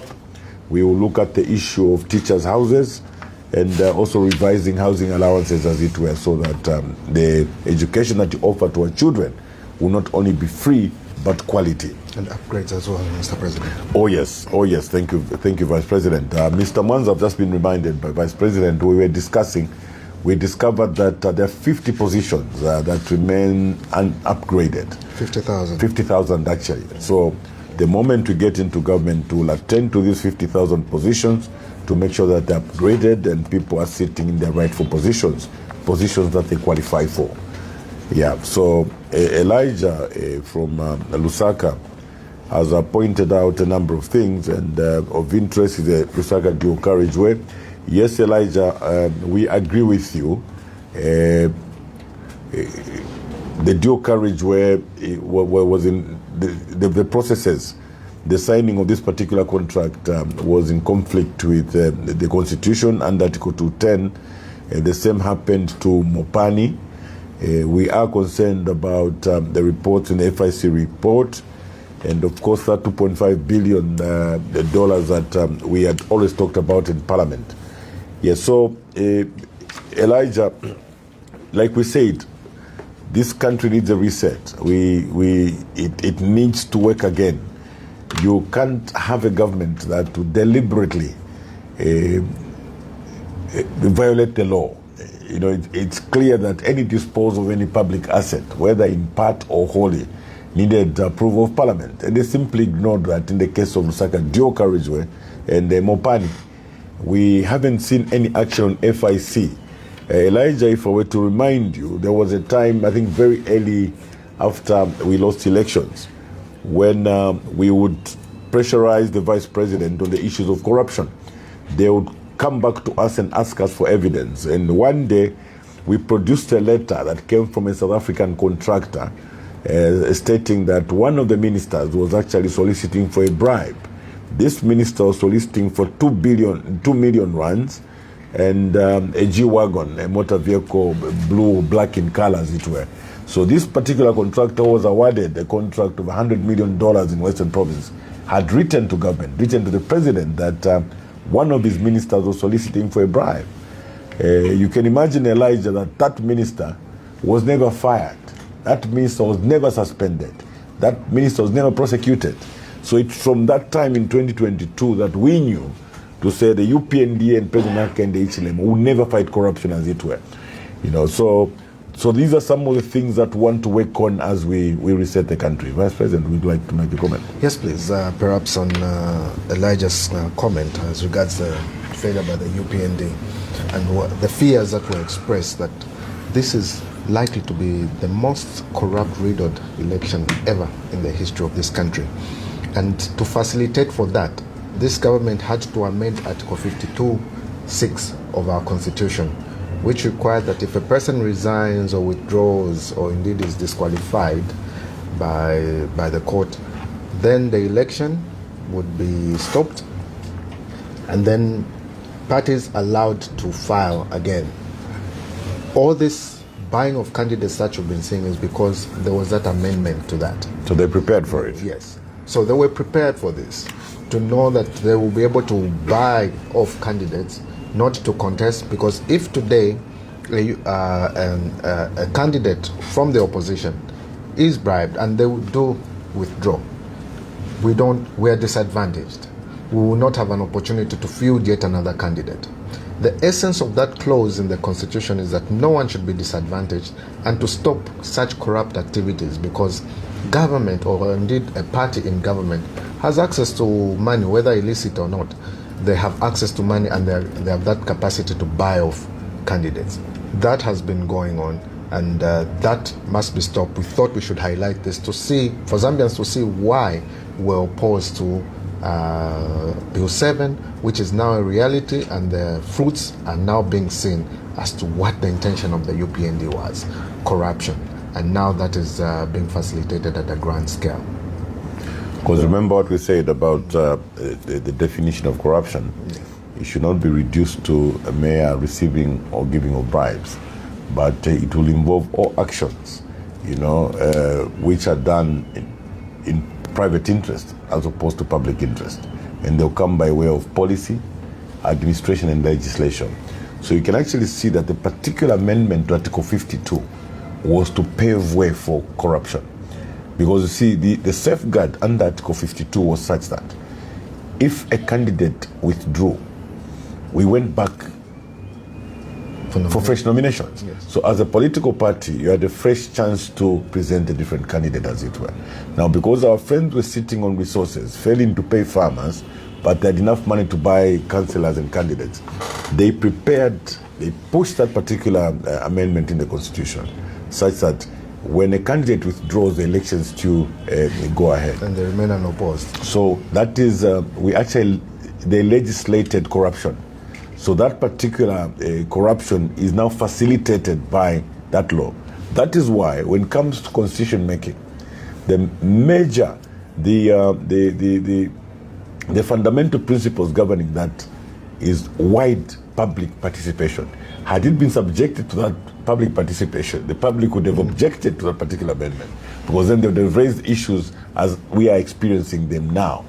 But they went through that abridged process and amended the Constitution to facilitate for the electoral malpractices or the corruption that is happening now. Yeah, so I thought that was very important, that some of these amendments were to facilitate for, they want to buy, they literally want to buy all the candidates out because they've got all the money. You know what they say in Bemba, Ushiku filio mukote chimbwi anyemfwi. So on one hand, you have got so much money in illicit financial flows amounting to $10 billion. And then on the other hand, these people are moving with sacks of money, enticing candidates. We don't know whether there's a relationship between the two. But the children still, I wish kumukote aluwa mumushi. Chimbwi anyemfwi. Well, we have some messages from Facebook. One of them, the question says, what plans do they have for the suffering taxi drivers who have suffered since online taxi apps came into the country? That's one. The other one is from Wewa Piri, also from Facebook. What are your views on the database they keep referring to for government employment? And Prince Ndoi says, Mr. President, we thank God for your coming together. We're behind you. My only question is, what will happen to the many illegal laws passed by Parliament hastily in the last days before dissolution and not assented to by President Hakainde Hichilema? So you can respond to those ones. Yeah, so when we look at the drivers, we are looking at the truck drivers, looking at the bus drivers, we're looking at taxi drivers and Yango drivers together. We've had a number of presentations. We'll start with the truck drivers. Truck drivers go through a lot. An average truck driver carrying copper is carrying $500,000 worth of cargo, for instance, and that cargo is insured. But then you find that the driver behind the wheels, his life is actually not insured. Many of these drivers have lost their lives in these bad roads, and their families just lose out like that. So we want to make sure that we look at the welfare of these drivers and, you know, come up with regulations that will ensure that the lives of these drivers are also insured so that they don't lose out completely. Then you remember their daily allowances. I think from what they used to get before 2021, It's $15. it's now $15 from 25. So we want to assure the truck drivers that the $25, if not more, will be reinstated so that we can protect the conditions of service for these truck drivers. So to be able to deal with a number of these things, we are coming up with what we're calling sectoral minimum wages or sectoral minimum conditions. So as opposed to dealing with them one by one, including the taxi drivers, including the Yango drivers, so we'll look at it per sector. So if Chisha or Pizzi, you want to go into business of taxis, you should be aware to say, if I employ a driver, this is what I need to give them, because it's a prescribed, these are prescribed conditions. That's what government is able to do, you know, to protect them, as it were. But of course, they come with a number of empowerment programs. We have empowerment programs that will introduce drive to own, for instance. These are for younger drivers, taxi drivers, as it were. We will also get back to the fuel tankers. This is a program that was started in 2021. And our friends in the UPND came and grabbed all those fuel tankers from the youths. They procured some more fuel tankers and they shared these tankers amongst themselves. They were using the proceeds from these tankers to fund by-elections, as it were. The fuel tanker program was a very good program for the youths. So we want to extend it. The fuel tanker program will not only be for the youths, but also for the truck drivers through the association. The idea is that we want Zambians to own assets through empowerment programs. We have a number of drivers under an association that have been driving trucks, some of them for over 20 years. There's no possibility of them even owning a truck of their own, but through the fuel tanker program that was started for the youths, we've agreed with Vice President that we'll extend it to the truck drivers. Under that association, we know that they'll be able to grow their fleet along the way once they're given that initial empowerment. So it's a matter that we will follow up at some point to understand where those fuel tankers are. We know that under Ministry of Youth and Sport, 3 or 4 politicians shared over 100 tankers, and the youths have not gotten their dividends from these tankers from 2022.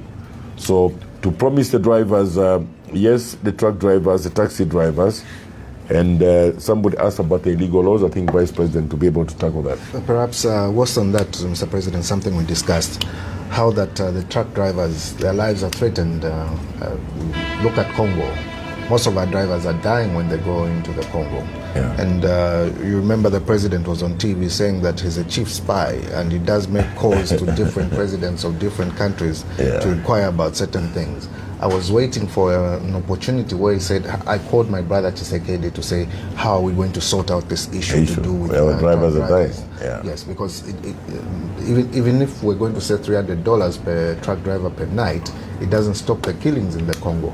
Yeah. What are our relationships like with our neighbors? We want to restore the relationship that Zambia had with its neighbors. We want to work with our neighbors, have good relations with them, so that when we have such problems, we're able to sit at the table and say, listen, our drivers are dying in your country. How best can we secure them? How best can you come in to ensure that our drivers are safe? How best can we work on certain routes or roads that benefit both countries and work with on those together, the way we did for Kazungula and the way we should for the Pedico Road? We need to be able to look at the warfare of the Zambian truck drivers in that regard and make use of our being chief spy to enhance the lives of the Zambians and not for vindictiveness or anything else. Illegal laws. Obviously, we have to deal with the issues of illegal laws. They are illegal to the extent that they go against the provisions of the Constitution that guarantees the rights of Zambians, and we should be able to deal with those. The Constitutional Court and the High Court, we expected them to rise to the challenge when some of these matters are being brought before them to be able to be proactive to protect the rights of the Zambians. But the judiciary is at its lowest, the executive at its worst, National Assembly at its worst. We need to restore the integrity of these institutions of governance and just restore this independence of the judiciary, independence of the judge. We have made it so easy to fire a judge such that every judge is afraid to write a judgment. They probably have to consult and say, Ione Kabwanji. You see that because they are threatened with being chased or indeed being told to rule in a particular way, and that should not be the case. The database issue, Mr. President, I think that's a very important issue because it's not even a legal issue. That is there. Yeah, in fact, I wanted to just comment on what you said on the chief spy. Yes. So the chief spy came back to the Zambians and said he was spying and he thinks the opposition would like to rig elections. So we thought this facts were inaccurate and we just wanted to correct that. As a matter of fact, we want to direct the chief spy to look at what is happening at local government commission. We have some officers with very familiar names that will be familiar to himself, the president, who are going round the councils, intimidating council secretaries and other people who are likely to be part of this election process. And they are coercing them to some very strange meetings where they are being told to do things. So we just want to direct the chief spy to re-look and call the individuals that he may know at local government commission and wonder to them what they are doing when everybody can see what they are doing. Including the recruitment of post staff. Recruitment of post staff. They're trying to remove people and placing. So the people that are doing that too, or they're working with, the people who are coming back and saying, look, do they really think we can participate in this? Because they're saying, look, we've been here for the past 5 years. This government has not looked at the welfare of civil servants. How is it that now suddenly we are so important, we are going to be called for meetings? In all other previous meetings we were ignored. Now we're being called to do these things. So, Mr. Chief Spy, probably you may have to change your microscope to look at what's happening at local government. So, this is what had caused us to send some pre-alert to the civil servants. We are saying to them that the will of the Zambian people on the ground is very clear, and we said most of you civil servants have had some illustrious career. You know, you have served government with diligence.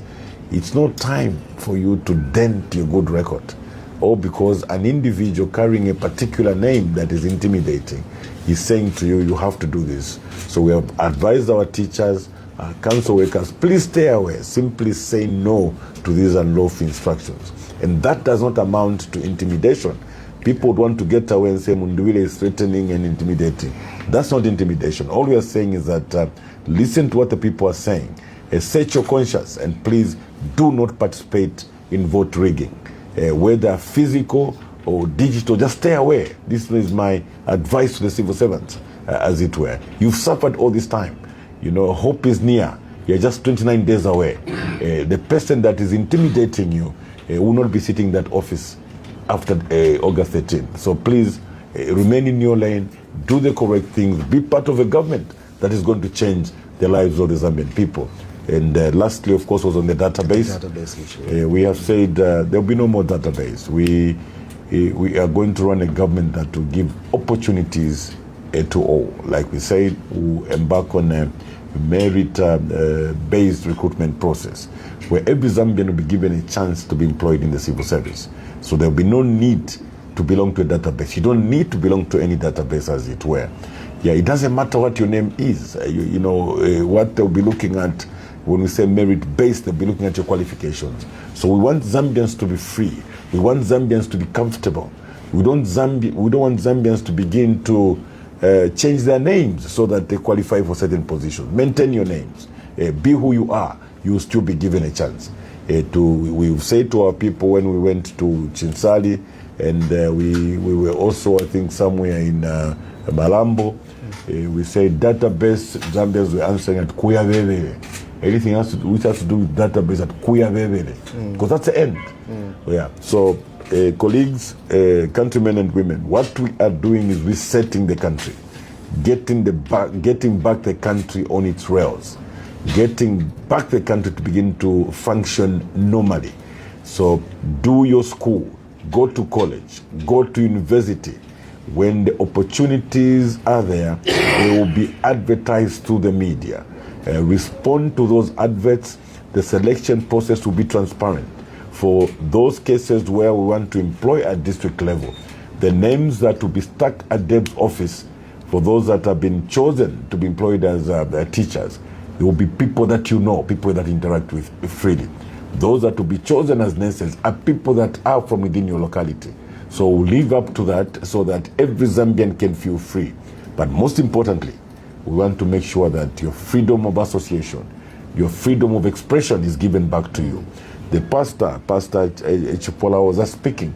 Today, pastors can't even get calls from their congregants because they're saying, you can't have a country like that. Yeah. Pastors can't preach freely anymore. They fear to be summoned after they preach. Chiefs can't speak either. Chiefs can't even speak. Oh. So we want to give back the rights to the Zambian people. These rights are already there under part 3 of our constitution. Like the Vice President had said, you possibly can't bring some subordinate law, to try and usurp the grand norm in the constitution, as it were. So what we are doing is simply resetting the country and taking it back to normal, where when you see a policeman come to your house, you actually come out comfortably because you feel safe. Today, when you see a policeman come to your house, the first instinct is to run, because the police have so much power now, they can arrest you even when you've committed no offense. We're in a police state. We're reversing all that. We want every Zambian to be free. Yes. Honorable Mundubile, Honorable Makebi Zulu, I'd like to thank you very much for coming through to the Red Hot Breakfast this morning. Thanks for Thank you. Thank you very much. Thank you. We're very grateful. Well, there you have it. That was an extended version of the Red Hot Breakfast. We were joined by the NRPUP presidential candidate and his running mate, Honorable Brian Mundubile, and